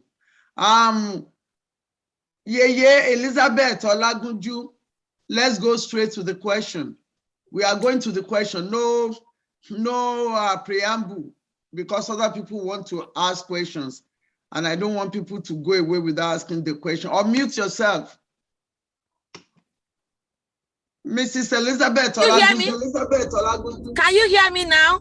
Yes, we can hear you. Go straight to question. If it is not question, I'm going to move question. I'm going to move. What is the question? Mr. Mohammed Buhari, what is your notion about the salary that the representative are receiving? Apparently, that I believe that is affecting the socio-economic situation of youth in Nigeria, because and do you believe that fish usually gets rotten from the head? Do you have that perspective that a fish gets rotten from the head? So because if the head is rotten, then the whole body is rotten. So what are your perspectives on those 2 points? Nobody supports the National Assembly's bogus salaries. We have fought against it. If you have followed me for the last 10 years, in all the things that I've said in this space, I have totally condemned it. But this is the system that we're dealing with. But this is the system that we're dealing with. It is hard to get the same National Assembly to pass a bill that is going to reduce their own salaries. So you understand where the problem is. Except we are going to collectively do this match and ask for these things one time at a time, and ask, for example, that we want the salaries to be reduced, occupy the National Assembly. Things like this cannot be achieved. So yes, and yes, I do believe that fish get rotten from the head. And I do believe that we have a leadership problem. I have not said we do not have a leadership problem. And I've also said that we have a followership problem, because at the end of the day, we install those people. So, I mean, when we vote them in because we trust them. So I still don't understand why it is the problem of the people who think they are voting the right people to do the right thing. Don't you think is the fault of the people who are trusted and they don't live up to the trust? Look, I'll give you an example. I came back from a rally yesterday in Kaduna. And don't forget, my being there was to do an awareness campaign for voter registration. But all the people that came there refused to let me get into the vehicle to leave, simply because they wanted me to give them money. And this is what they do with all the politicians. So when politicians go to campaign or to talk about their mandates, the same Nigerian people would block them and stop them and collect something. Now listen to this. For an average politician, once he's dishing out money to these people, he is thinking in his head that I'm going to collect this money back when I get into office. And that is where there's a problem. If I hadn't gone to Kaduna yesterday, they wouldn't have died. They wouldn't have seen me. No expectation would have been coming from me when it comes to money. But they were there and they made it unbearable for us to live in our bus because they wanted us to give them something to have come to that area. Now, is this just a Kaduna problem? No. It is in Lagos. It is in Port Harcourt. It is everywhere. And these politicians now inform themselves clearly that I have given them what they want. When I get into office, I'm going to recoup all of that at an interest rate that only I can determine, and at a return of investment time that only I can determine. And these are the problems. So as much as we are working hard to educate the voters, to make them understand the reasons why they would have to be steadfast, to see reason why they would have to reject some of these gifts, because in reality, it's going to hold them at the jugular, but they refuse. They will still come back and they will still operate in the same way. And they want something to happen differently. It's not going to happen differently. I've been talking to Madam Ajayi, and I know she's so adamant on the fact that, we are supposed to focus on leaders. Those leaders have to be voted into office. They came from somewhere. They went around, they campaigned, and we had people who were supposed to give them a free hall to come and explain to them what they're going to do when they get into office. But they lay down and wait for them to collect money from them. These are our problems. We need to change all of that. We need to change our mindsets. Okay, nearly everybody is saying it's not the followership. That is why Mrs. Olagunju was given the parable of the fish get rotten from the egg. Yes, yes. The other thing I would like us to do, we have this kind of programs. I talk on this kind of forums a lot. But you see, the problem with us that look at ourselves a little bit of elitist level, we are not able to hit the nail on the head. I'll give you an example. There are pastors in this country that if they come together, they can raise about 50 million votes easily from their congregation and tell the 50 million people that this is the person that we want you to vote in the next election. But they don't do that. Rather, they speak to the congregation and they tell them to vote their conscience. Vote the person that you want to vote, because we know that all of you belong to different political parties. But when you go to the grassroots, what the Godfather tells the people is very straight. This year, we are going to vote for Mr. Shola Bamboe as the next chairman under the PDP. He is direct, he is deliberate, and then they win. And all of us on this other side, we hit our heads on the wall and we're unable to come up with just one decision that can give the people a good direction, simply because we want to be right or we want to overthink it.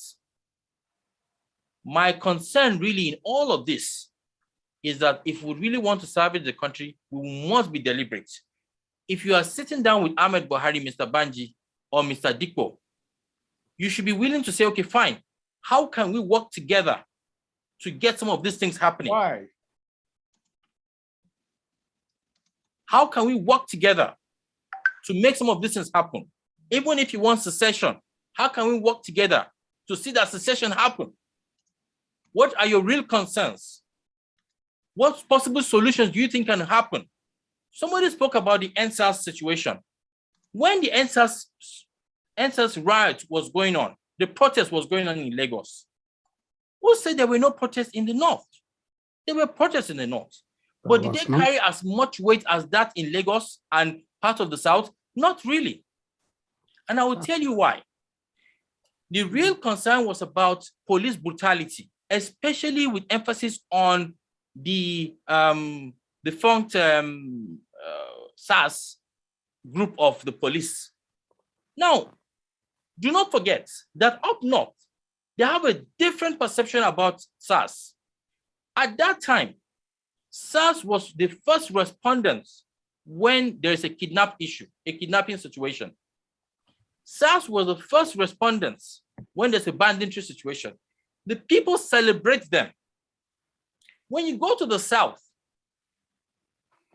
you will see the same SARS people, maybe because they are jobless, harassing young people that look successful, telling you and me that because he is young, he cannot afford that kind of car or that kind of house. The other thing that we must be honest with ourselves about, are some of these boys truly involved in activities that are wrong? Oh, yes. But the right procedure to actually tackle the matter was the real issue. That was the real discussion. So the Northerners did not even understand why anybody was fighting with SARS in Lagos State when in the North, they were benefiting from the presence of SARS in their system. We hardly saw SARS in the cities. They were in the bushes. They were the first responders, like I said. So it was hard for you to see the North react the way it was, the Southerners, especially people in Lagos, were reacting because they could not connect with it. All of these things are important before we make our judgment or conclusion based on whatever information that we're getting. I am telling you that some of these reasons are based on the fact that the operation mechanism of NSAS, of the SARS men in Lagos was different from how it was happening in the North. And I think one of the things that have been done is most of the SARS men in the South then were Southerners. Most of the SARS men in the North are Northerners. All of these are things that we should look at and ask ourselves, why would you behave like this to your own people or to this space? Why is the SARS in Lagos so brutal and using misplaced priorities to operate when they're trying to achieve peace and tranquility in the southern part of the country, with Lagos State as an emphasis? Let me take more questions, because there are people who have been raising up their hands, and when people come and they can't answer, ask questions, they get disappointed. Dr. Patrick Akimbola, I can see your hand up, sir. Please, sir, let's go straight to questions. Yes, thank you very much. I appreciate this opportunity. I have a question for Mr. Buhari, and I want to place this question against his overall disposition, where he has tended to very eloquently explain the status quo and made it look like we are doing the best that we can. The Constitution, he has conveniently explained that that's what we have, even though most of us think differently. My question has to do with the whole idea of restructuring. The fact that there's a disparity right now, which places the northern part of Nigeria at a major disadvantage, is real. Towards building an equitable, a truly equitable Nigeria, there would have to be some kind of restructuring to address this disparity. What would you see as some of the fundamental issues of disparity that would have to be addressed in order for the northern part of Nigeria and the south to be able to really come into a more equitable coexistence? Yeah. Yeah. Are you here, sir? Yes, I'm here. I think I missed what exactly the question is. Okay, this is the question. Yes, sir. Let me restate. There's a please. disparity in Nigeria right now.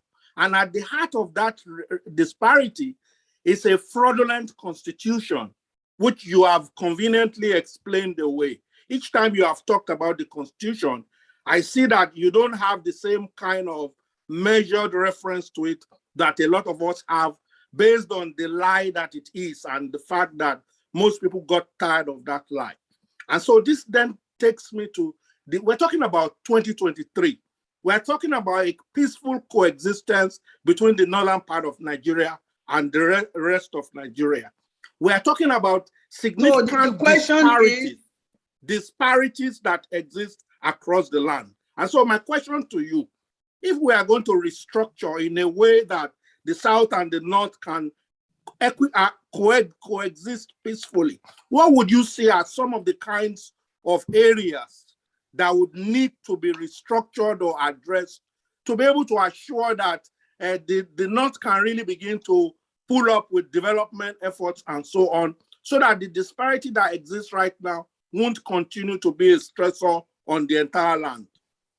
Yeah, I think I understand your question. And I think the disparity you're talking about is, what are those things that exist between northern Nigeria and southern Nigeria that we all should be thinking about or looking at readdressing as it concerns the constitution, so that maybe, just maybe, when we're able to tweak 1, 2, 3, or 5, 10 of those things, we might start getting the country that we were looking for, especially with regards to coexistence between the North and the South.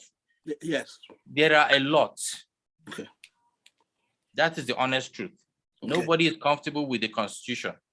But you know, sometimes when in the absence of rice, you will just drink the garri that you have.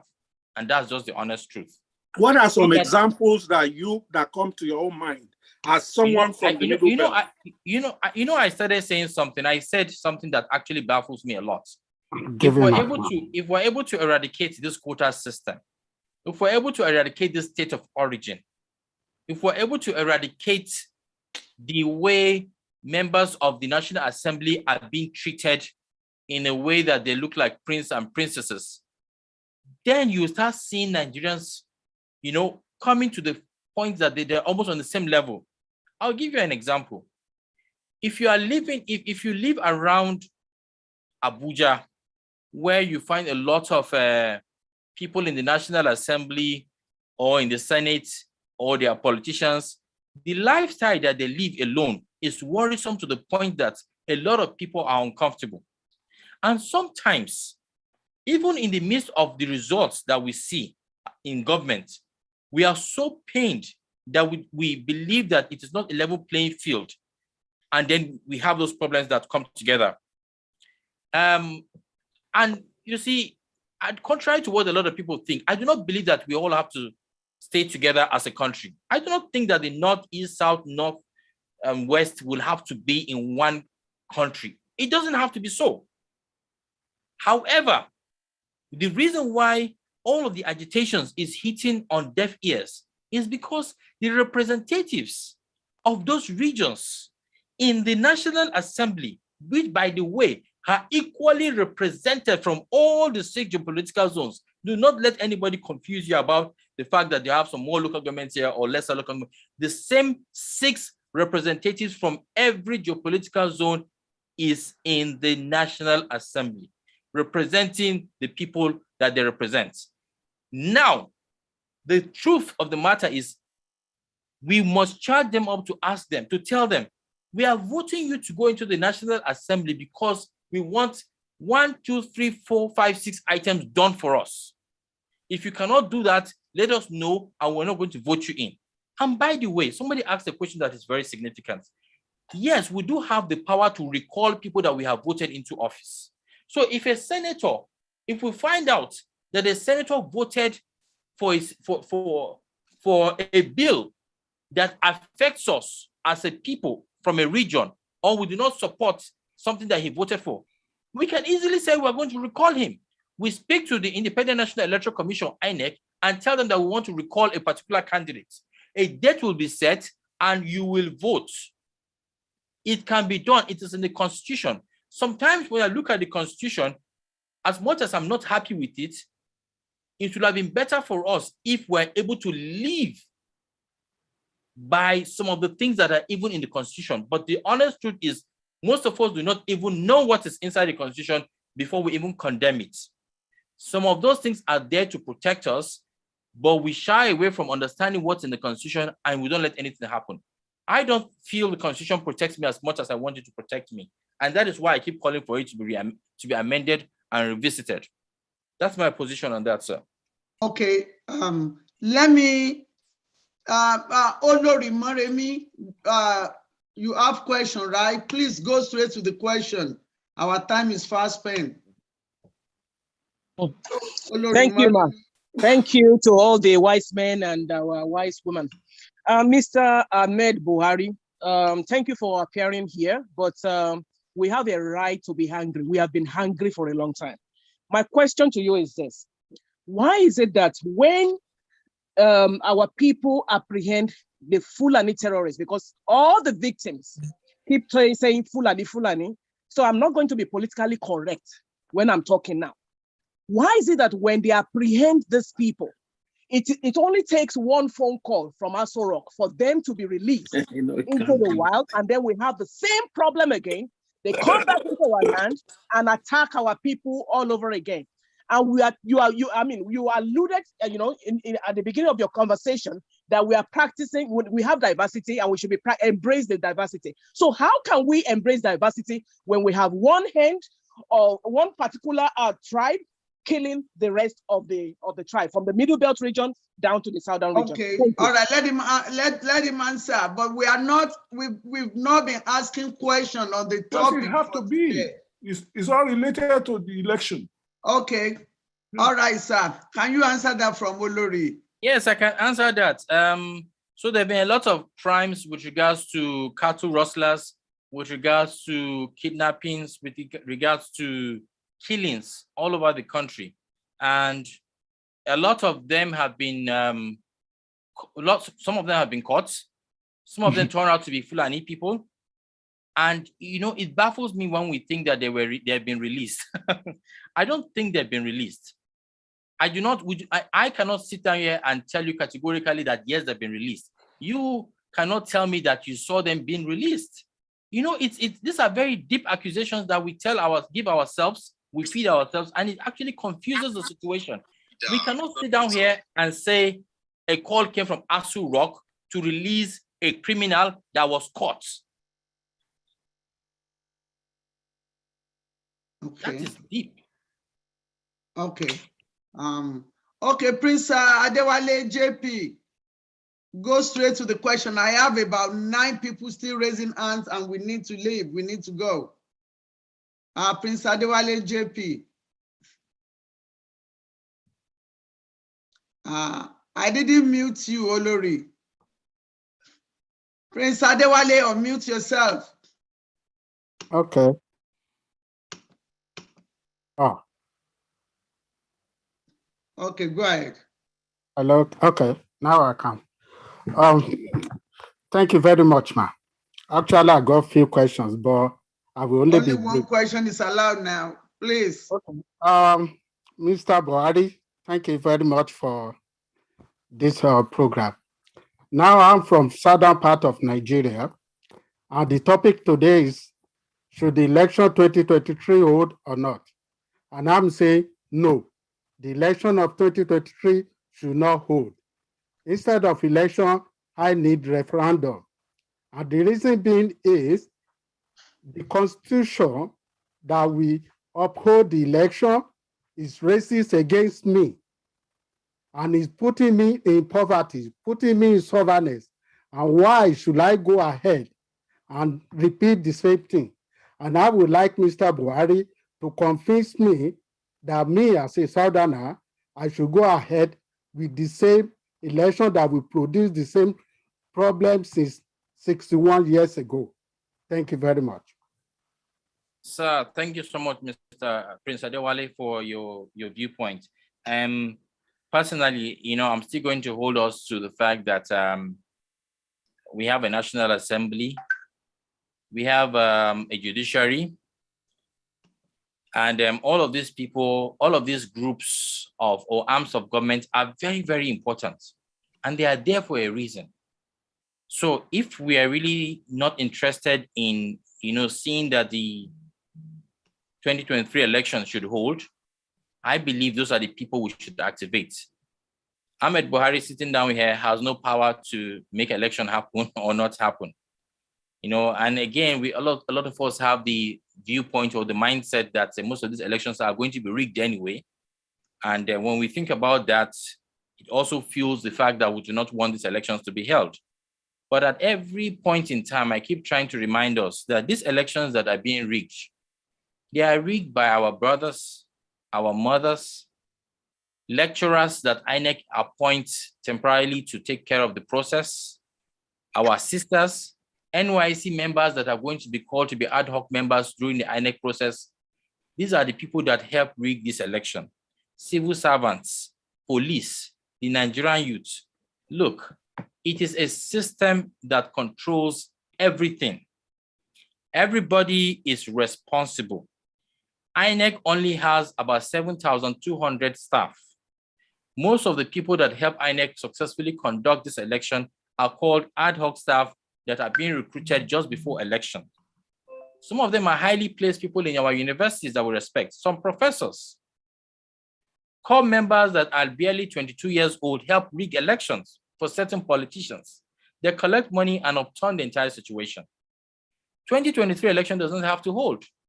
If the majority of the people in the Southwest or in the southern part of the country or in the northern part of the country, as the case may be, are not interested in the 2023 election, they should hold accountable their representatives and say, we want you to go back to the National Assembly and say we do not want the 2023 election to hold. Or we recall you, or we will mobilize and vote you out. You won't return to the office. It is as simple as that. It's not. Okay. It's not. What else? What other plans do you have, sir? Can I talk? Yes, Baba Deboye, you're on the floor. Yes. I think we ought to avoid speaking from both sides of our mouth.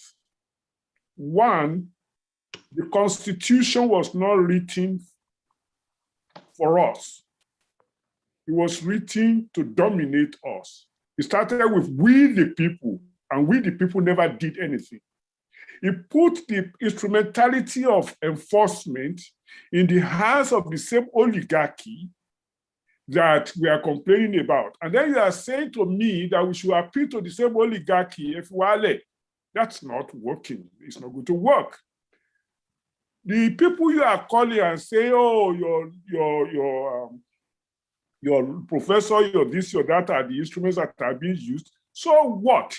the instrumentality of using poverty as a weapon, which is what is happening in the country, has even rendered many of the so-called professors poor. So they also need $2.50 to balance their budget. So the structure is wrong. It is the structure that is wrong.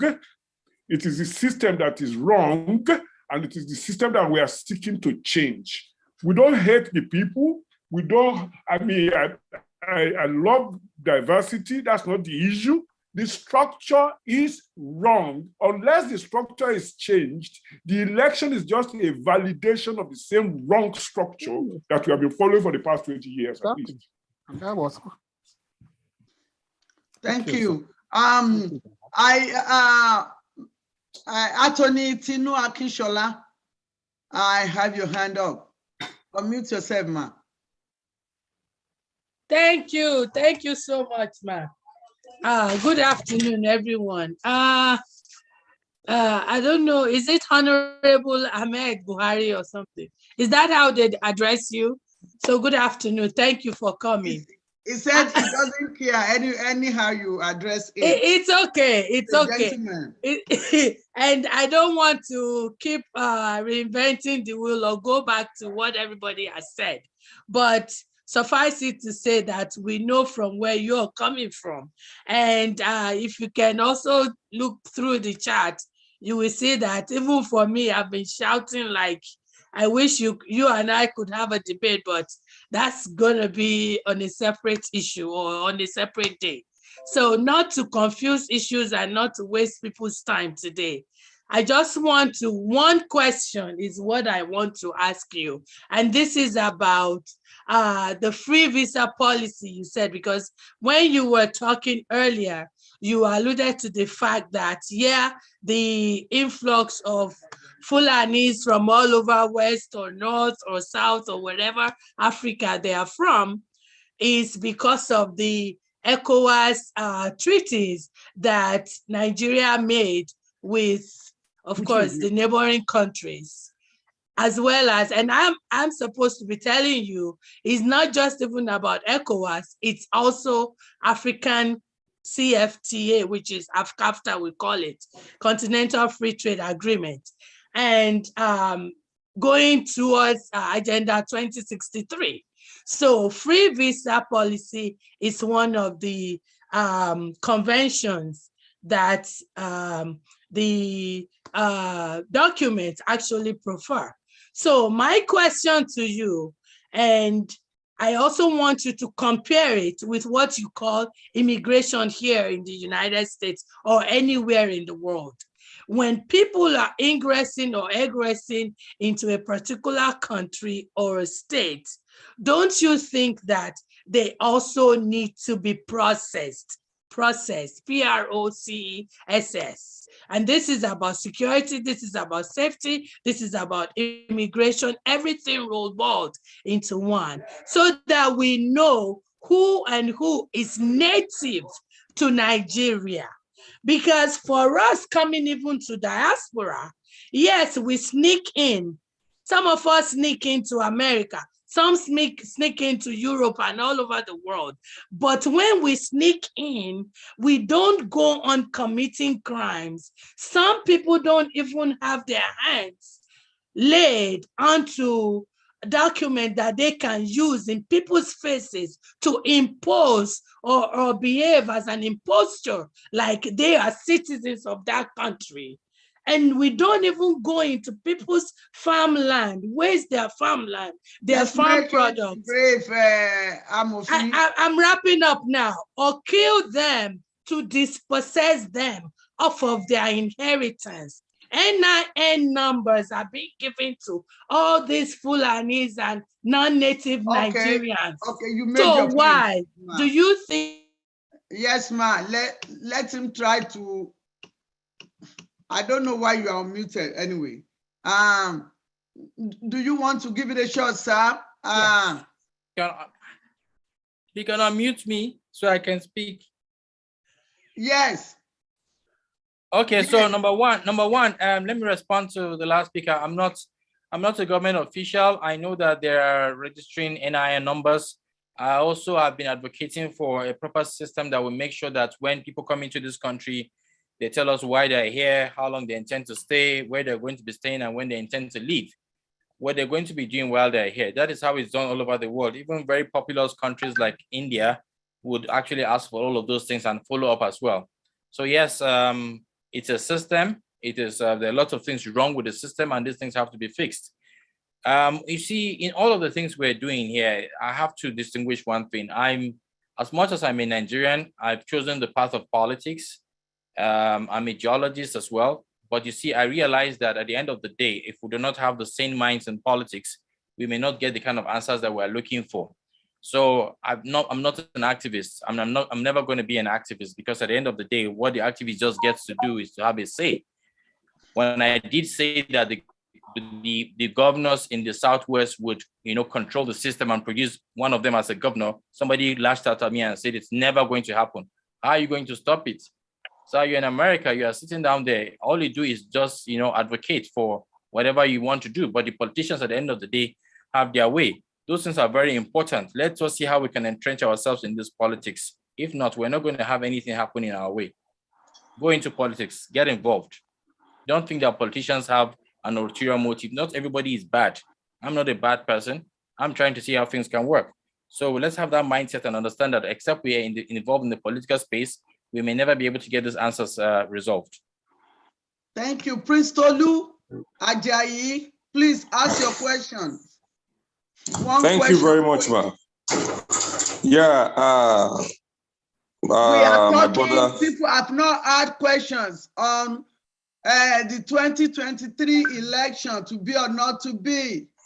Okay, so go ahead, sir. This is my question, ma'am. Yeah.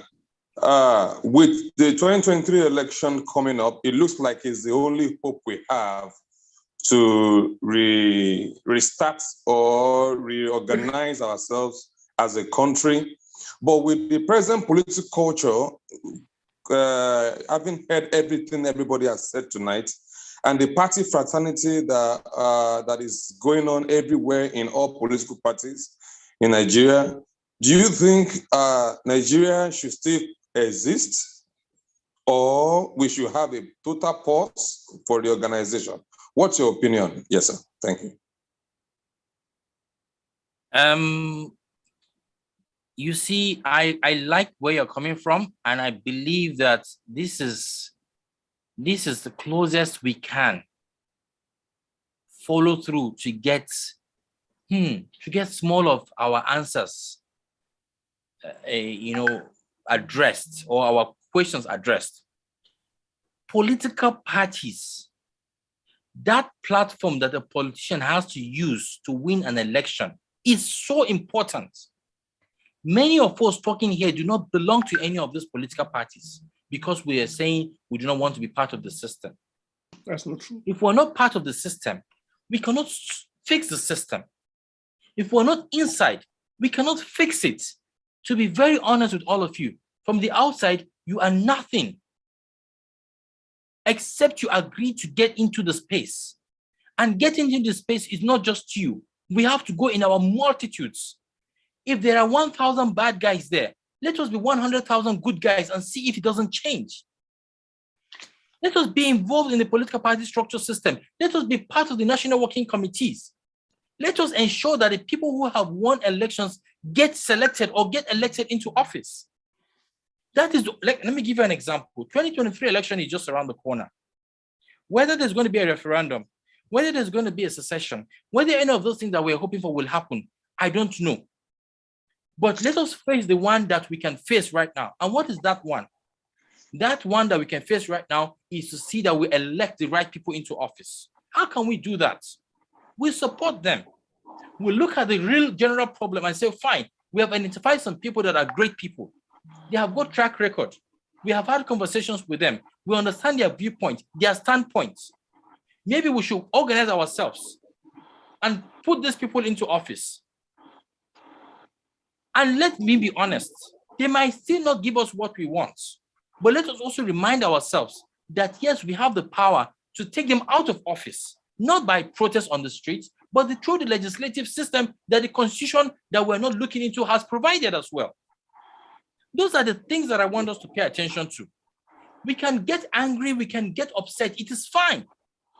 But there are also avenues and roadmaps or pathways that we can follow to get these things resolved. Let's enter these political parties. It's not a cult. It is there for anybody. The people that controlled the PDP in 1999, they've all gone into extinction. They are new people. What are we waiting for? We're going to keep talking about these things? I'm speaking from the viewpoint of somebody who has been in the trenches. I've been on the road. I've seen how these things happen. And I'm telling all of us how powerful those inside can always control the space. And for those of us outside, we can only but keep talking. Okay, thank you. Alagba Atewo Logun, go straight to the question. No, Baba Yiloge is not here, so go straight to the question. I thank you very much. First of all, let me tell you, Mr. Buhari, hey, look, you are handsome. If Baba Yiloge say you are not handsome, you are handsome, okay? That's just there. Baba Yiloge can say whatever he likes. You cannot stand between you. I will choose you. You know? He didn't say he's not handsome, okay? So don't anyway, Baba Yiloge. Anyway, where I'm going is this. This election is coming. But you have said one thing. The North has a different way of thinking entirely from the South. And you said there's going to be an election. And you said we can tell our senators or our representatives to do this, to do that. But if we tell them, the North are not interested in it because that's not where they wanted to be. Right? Now, the North will definitely say, okay, hey, this is what you want, no, Baturenchi, Dogon Turenchi, no. This is what we want. Okay? And therefore, this thing will go down in the drain. Where do you think that we could have a kind of neutral ground if there's going to be any referendum? If there's going to be any referendum in this issue? Because we don't believe in the same issue. Right, just like you made the example of NSAS. NSAS are different in the North. What they are doing in the South is, in Lagos especially, is different. The Fulanis, what they are doing even in Niger State where you come from, the Fulani are seriously destroying people there. Right. Even yesterday, on the way to my town, Gbode, between Idianyure and Mamu, there was a big thing where they killed people and took their cars. As at yesterday, the Fulanis did it. Right. So we believe in two different things. Why do we have to continue to be together, sir? Thank you very much, sir. Ogatunji, you have really spoken well. And let me make something very clear here. You see, you said the North does not want what the South wants. I disagree, sir. I'm a Northerner. I want a better country. I want peace. I'll be surprised if you do not believe that I want those things. In 1999, the North came together and voted somebody like President Olusegun Obasanjo into office.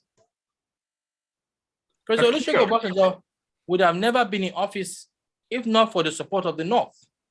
And in that election, if we all be honest with ourselves, the Southwest did not support Obasanjo. That's why Nigeria should have broken up. In 2011, we came back again. After proper negotiations, the North supported Jonathan, and he got into office against Muhammadu Buhari. What I want us to understand is, it only happens when we are prepared to understand that we have adopted politics as our way of electing our leaders. And this politics was not designed by Nigerians. It was an adopted format or formula that we borrowed from places like the United States. Let me just say this to everybody living in the diaspora. I know you look at Nigeria and you miss Nigeria and you want to see Nigeria working. And you also support certain individuals that come to you to tell you about what is happening in Nigeria and why you should support them so that they can win go into elective offices, please, before you support anybody in Nigeria, let them always show you their voter's card. It is very important. That is the power. That is the only time you know whether they are serious. The other thing that we must also pay attention into, especially when it comes to whether the North wants differences from the South. I said something from the beginning. The North is yearning and crying for a Southern president as I speak with you right now. However, most of that agitation started fading away when Southern governors came together and said it must be a Southern president. These are dangerous grounds. Why, if they are saying the same thing, why should that be? What has worked in the past? What has worked in the past is negotiations, is sitting down, is agreeing, is talking with each other. If you are going to say what you want to say and you face this direction, this other person is not listening to you. All the situations in the world, all the grievances in the world, whether between Palestine and Israel, Iran and Iraq, America and USSR, it has always been resolved on the table. Are we prepared to sit on the table and discuss the way forward? Or are we going to just go home with our mindsets and believe that nothing we're going to say is going to be listened to or agreed by the other persons on the other side of the table? That decision is left for us to make. Okay, sure. I need to talk. Okay. There are notes. Then Lacran. After you, Lacran. Okay. Now I'm not going to make this a back and forth made. However, there are some points that I noted down because it seems to be distracted every time I remind him of something. When you say the followership, everything you describe is what, we know this is what is going on. However, our approach to correcting this imbalance is to have an institutional reform. And by that, I mean, that's why some people are talking about restructuring, and some of us are saying, listen, we have been talking about restructuring for the past 25 years. And the Northerners have been saying, no, we don't want restructuring.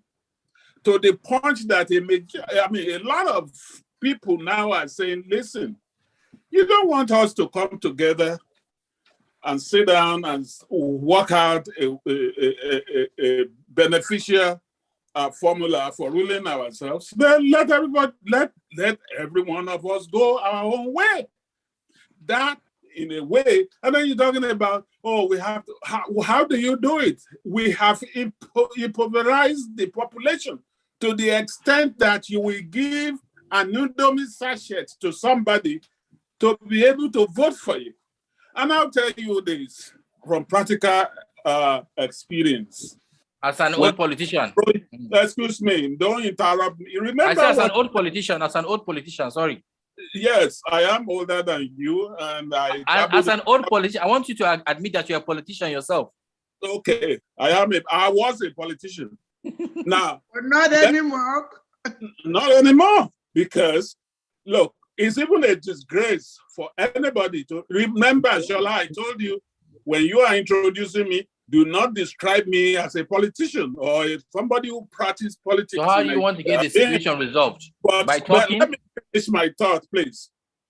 You go out there and you have somebody whose last meal was just 24 hours ago, and said, here is 1,000. Go in, all you have to do is go there and check umbrella or broom.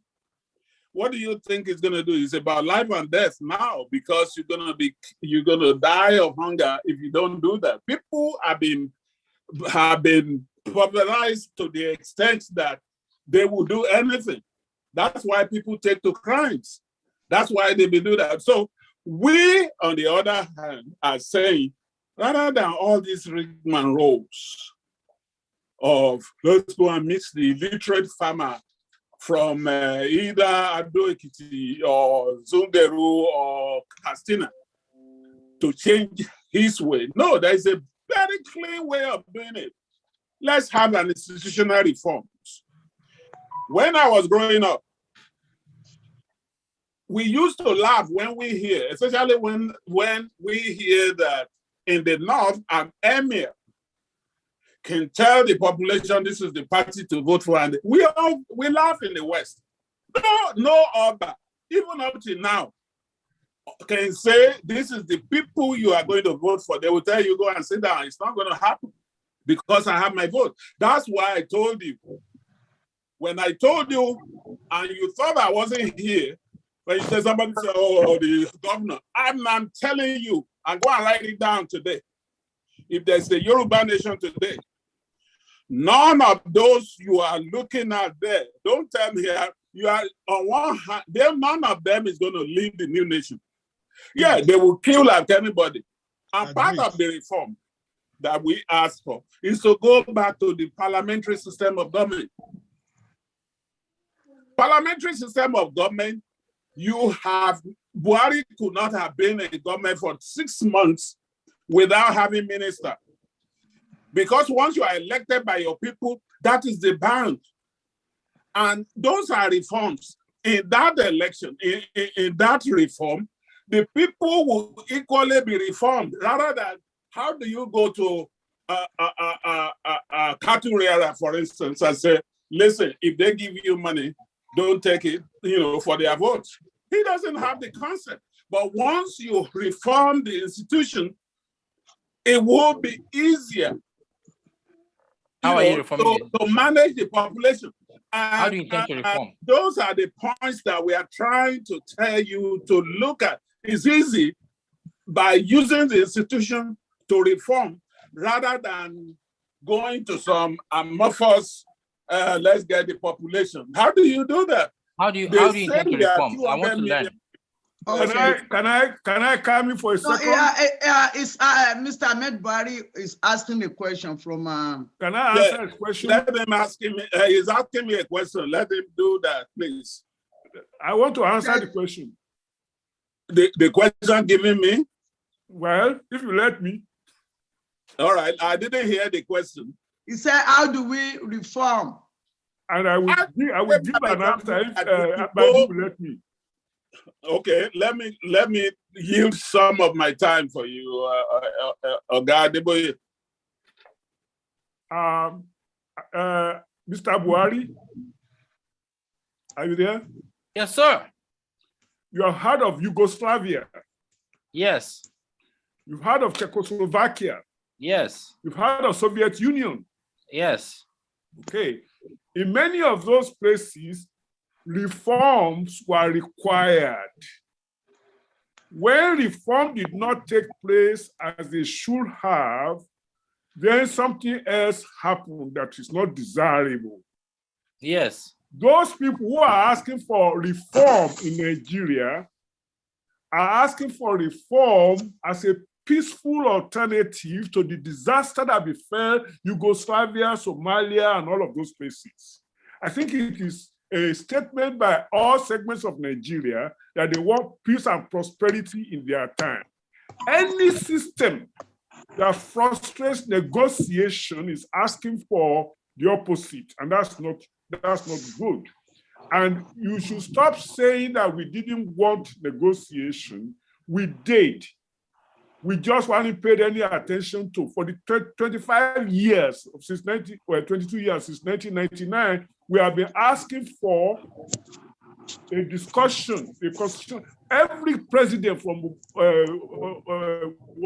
Obasanjo to Buhari to this, not Buhari, but they have been asking for national conference, something national conference. They've been turned down, whether it is by the president or the National Assembly or what do you want people to do? So what are you fighting? What are you fighting really? What we are fighting is the inadequacy of the system, the autocracy. How do you have a president that makes a decision, all the decisions in a democracy? How do you have a National Assembly that is not answerable? I thought the best time to have fought for this was when Obasanjo was president. Why didn't it happen? I'm just concerned, really. You will go and ask around. Obasanjo would not consider me or many of my people supporters of his government, because we were not supporting a government, we were opposing a system. Now I want to. Okay, please let me take. Professor Adeboye now. If I take 1 minute of my time to round up. For your own question, yes. Back to you. For question. You see, you have these fault lines too. You accuse us of having a mindset. When you have a mindset, when you hear Obasanjo, you automatically felt that Obasanjo is a Yoruba person. So we enable this. Those of us talking to you today, make sure we campaign against Obasanjo's coming into power. Not only that, go to the archives. In the first election, 96-point-something% voted for Falai against Obasanjo. Obasanjo was not a Yoruba candidate. And he went ahead to punish the Yoruba for it. The Igbos were many in his cabinet, not Yorubas. So he didn't saying Obasanjo an Igbo man? Can you please let me land? You are at fault to what you have accused me earlier on. No, I'm just asking if Obasanjo is an Igbo man. Huh? No, he didn't that is say not my problem now. Obasanjo is not Yoruba candidate. Not even what I'm telling you. You see how you look at it. You're not looking. That is why Nigeria has a problem. You look at the personality and you look at what and accuse other people of doing the same. And accuse other people of doing the same thing. Whereas you are entrenching your own position. No, I'm just surprised to hear that it's an Igbo man. That's all. No, I don't care. Don't care. But to mention him, this is why I brought him up. You mentioned, you automatically felt that Dr. Adeboye and myself and the rest of us will be on the side of Obasanjo. And that was why you prompted. Okay. Excuse let me. Let me take other people's questions, please. Yes. After that. Yes. Go ahead. Okay. Odomode Lacran, go straight to the question. Actually, I don't have a question, but I'm taking questions. Okay. Just give me comment. It cannot be question because number one, I don't even know who this Ahmed Buhari is. He's not the son of Buhari. He didn't start with us. No, I understand what I'm saying. No, this is my point. Not that I don't know. The point I'm trying to make here is that you guys are putting this young man on a particular stethoscope that does not fit him. He's not in the government. So we're talking as if we're speaking to the government. Because people are not asking the questions. Let me answer. Let me finish. They're supposed to. Let me finish. Number one, I want to agree with the young man, whatever he's saying. Because everything you guys have been saying since I joined in, he's been putting the same question back to you. He's not the government to change all these things we are saying. All he's trying to say is that just hear me, this is my own opinion. And that is all we need to hear of him. But that is what we are saying. Your question,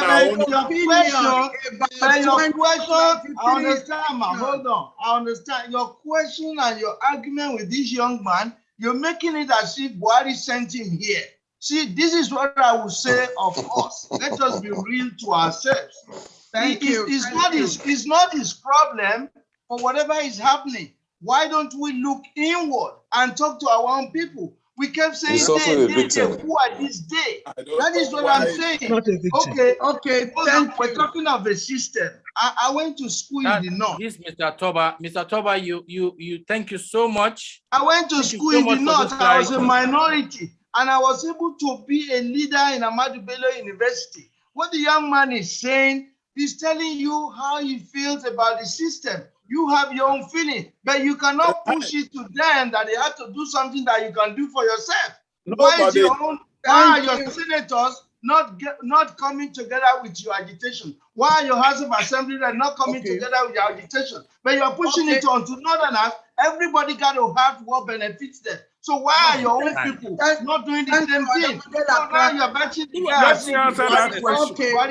Let me answer the question. To answer that Okay, question. thank you. Let me answer the Now, question. now, You didn't allow me to finish. Let me finish. Let me finish. Let me answer the question. Let me finish, sir. Please, You ma. finish.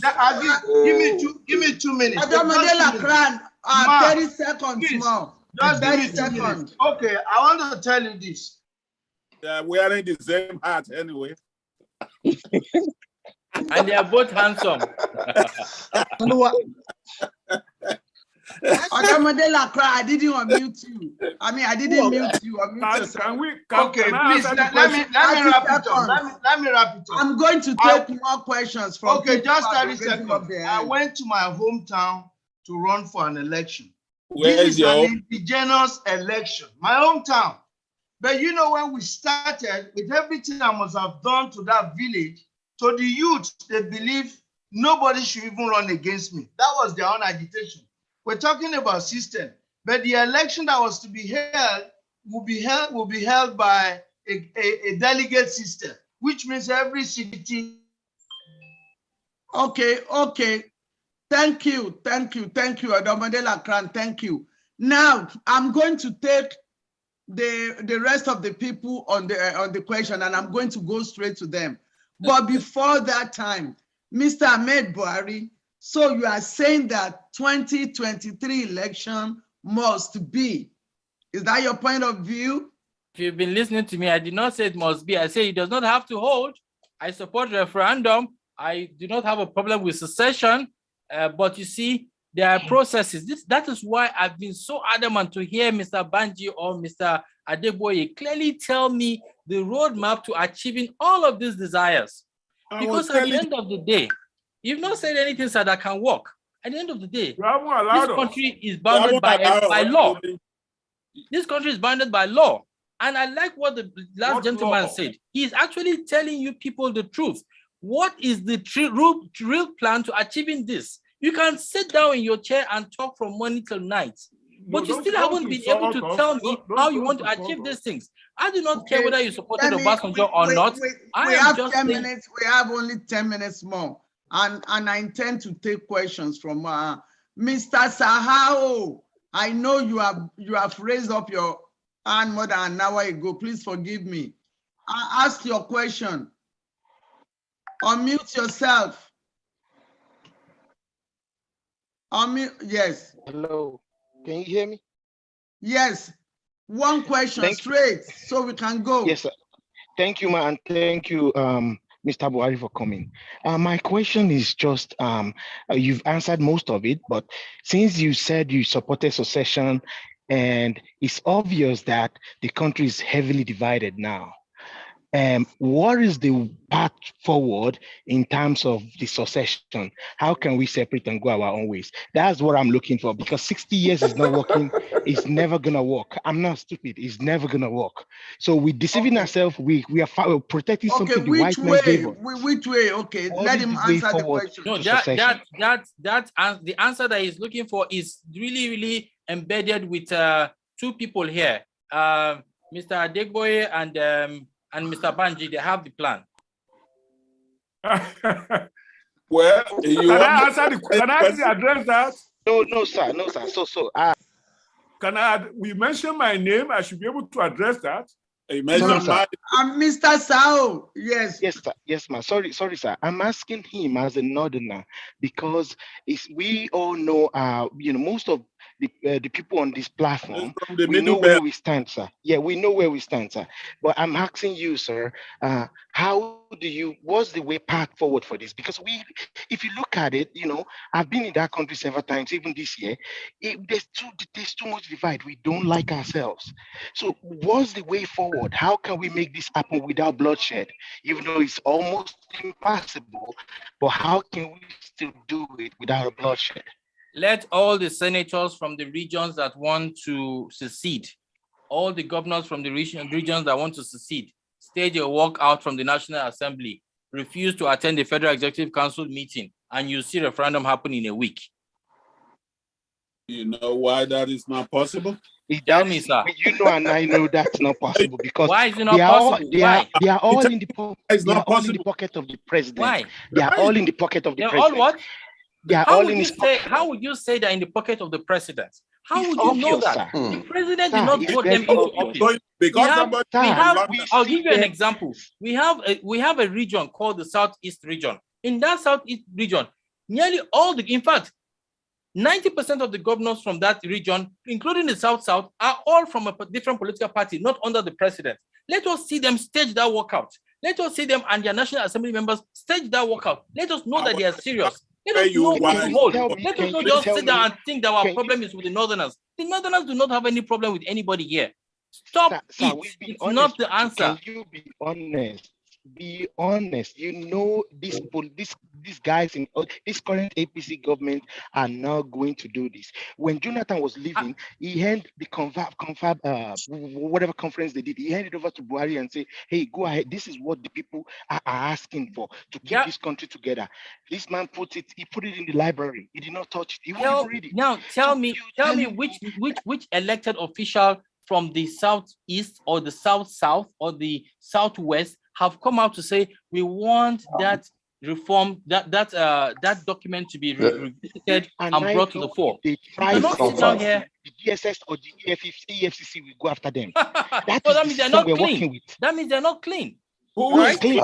Who's clean? Is the president clean? No, I am telling you. I'm telling you that means they're not Buhari clean. to anybody. I think in the political space there. Mr. Baji, I would expect you not to make that general statement that everybody is not clean. You cannot say everybody is not clean. You do not have any evidence that everybody is not clean. Okay, now. Mr. Buhari mentioned my name, and I ought to be able to defend myself. He keep mentioning my name too. Okay, fine. Let me start with defending myself. Then you are my elders now. I have to mention your names. Okay, so here I go. Here I go. Professor Mr. Buhari, you are making a mistake. Yes, sir. When people talk about northern oligarchy, they are not talking about the north. We are not talking about you. Excuse me, let me finish. Most people know that the average northerner does not have a voice either. So what we are talking about when we talk about the north is northern oligarchy, we gave you which is more powerful. You gave me what? Let me finish. Let me finish. It's more powerful by design than the southern oligarchy. But they are all birds of the same feather feeding off of the same trough. That's your assumption. Let me finish. That's your assumption, the system that supports all the oligarchies is wrong. That's what we want to see change in it. And because that system is wrong, the fact that you have a southern oligarchies collaborating with northern oligarchies does not make the system right. The fact that I want everybody to be happy, to live under a government that cares about them, whether they are from Sokoto or from Maiduguri or from Lagos or from Karanamoda, I want all of them to be happy. Right now, no one of them is happy because the oligarchies, dominated by the northern oligarchy, is running the show against everybody else. Now, don't you go in there and say that Adeboye is looking for a particular solution or not a solution. The people of Nigeria deserve a government that is answerable to their daily needs. Nigeria is the worst governed country in Africa and has been so for millennia, for decades. When you come back from Congo, let me know, sir. Ahmed, hold on. Come back from where? When you come back from Congo, let me know, sir. From Congo? Well, I don't know what you are saying. I know. I will answer him. Okay. Before that, please let me call Mr. Bameto to ask his question. Mr. Bameto, quickly, okay. 5 minutes. Yeah, all protocols observed. Just Mr. Buhari, it looks as if maybe it's a personal or individual issue, but it shouldn't see it that way. Question, you talk about the constitution, so is bad. How do you think we can get to amending that when you are thinking of whether elections should hold in 2023 or not. Do you get me? Yes. Yes, I heard you. Okay. I'll take the next question. I think we've addressed something like this before. Okay. Mr. Benjamin Essan. Mr. Benjamin Essan. Baba Benjamin Essan. You're going to give the last question. Myself. Okay. I have unmuted myself. Okay, ask your question, sir. 1 minute. Our time is fast. If we're not staying a minute after 6 o'clock. If you want me to speak for 1 minute, I'm not Socrates. I'm not an orator. Okay, I'm not asking you to speak, sir. I'm asking you to ask a question, to ask one question. Okay, and I don't think that should be more than 1 minute. Are you listening to the question now? Yes. Is it possible to have the Constitution revised in 6 months, under 6 months of referendum based on that Constitution written by people who understand politics? The people who are in politics now are, I'm sorry to say, they're ignorant. I would say they're imbeciles. They're ignorant. So your question is it possible? And most of the fault are now put on Buhari. Buhari and Tinubu are running this country. Tinubu is underground. Okay. Okay, sir. Mr. Buhari, is it possible to amend the Constitution in 6 months and referendum in 6 months? Do you think it's possible? That is his question. That is totally in the hands of the National Assembly. They're the ones who will go through that process. That's the legislative. But do you think they can do it? Do you think they can do it? It is at their prerogative. It is what is priority to them. And the only way it can be priority to them is if their constituents tell them that that is what is priority. If the constituents sound it to them that that is what they want. So the way and manner we make it presented to them is how they're going to address it. But if we're going to keep talking, everywhere, it's not going to happen. And I've said it many times. We will have to be deliberate. We have to be deliberate if we want these things to happen. I've said, I'm going to say it again and again. I've tried to get very clearly from a few people here as to what the plans are going to be, but they have not been able to give me the plans. Have you been able telling to them, give a plan yourself? You have only. Have you given a plan? Sir? Have you answered any question about? No, I've not answered anything. In fact, I haven't said anything this evening. If you are listening properly, I'm going to be very clear. It's politics we are talking about. It has nothing to do with activism. You are going to keep having your say. These guys are going to have their way. Also, sit down here. They're already talking about the 2023 election, which is going to hold by their standards.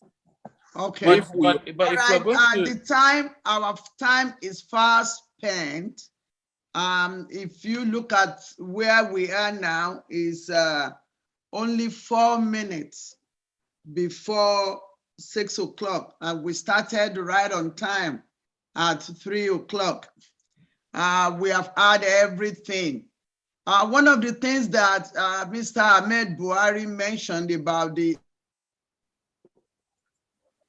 economy and security of Nigeria is one thing led to the other. The bad economy led to insecurity. We all agree with him. One thing that I don't agree with is that Buhari government can get an average mark. Actually, this is America. Average means 50%. In America, 50% is a failure. It is in Nigeria that I would say, oh, let my people go, I get 50%. No, if you get 50% in college in America, you have failed. However, Buhari government didn't even get 50%. A lot of people believe that he didn't even get 30%. But I have to commend you, Mr. Ahmed Buhari, for your patience and for your understanding. We are going to invite you again. This is Yoruba Gbode for you. This is Yoruba Gbode. This is what we do every Sunday. Can I also say one thing before we go? Yes. I want to thank everybody as well for being here. I truly understand that all of these sacrifices to see that we have a better country for ourselves and our children, unborn children. I also understand that whether we like it or not, Nigeria is our country. For everybody who wants to secede or have a referendum, I know very deep in my heart that it is simply because they are not happy.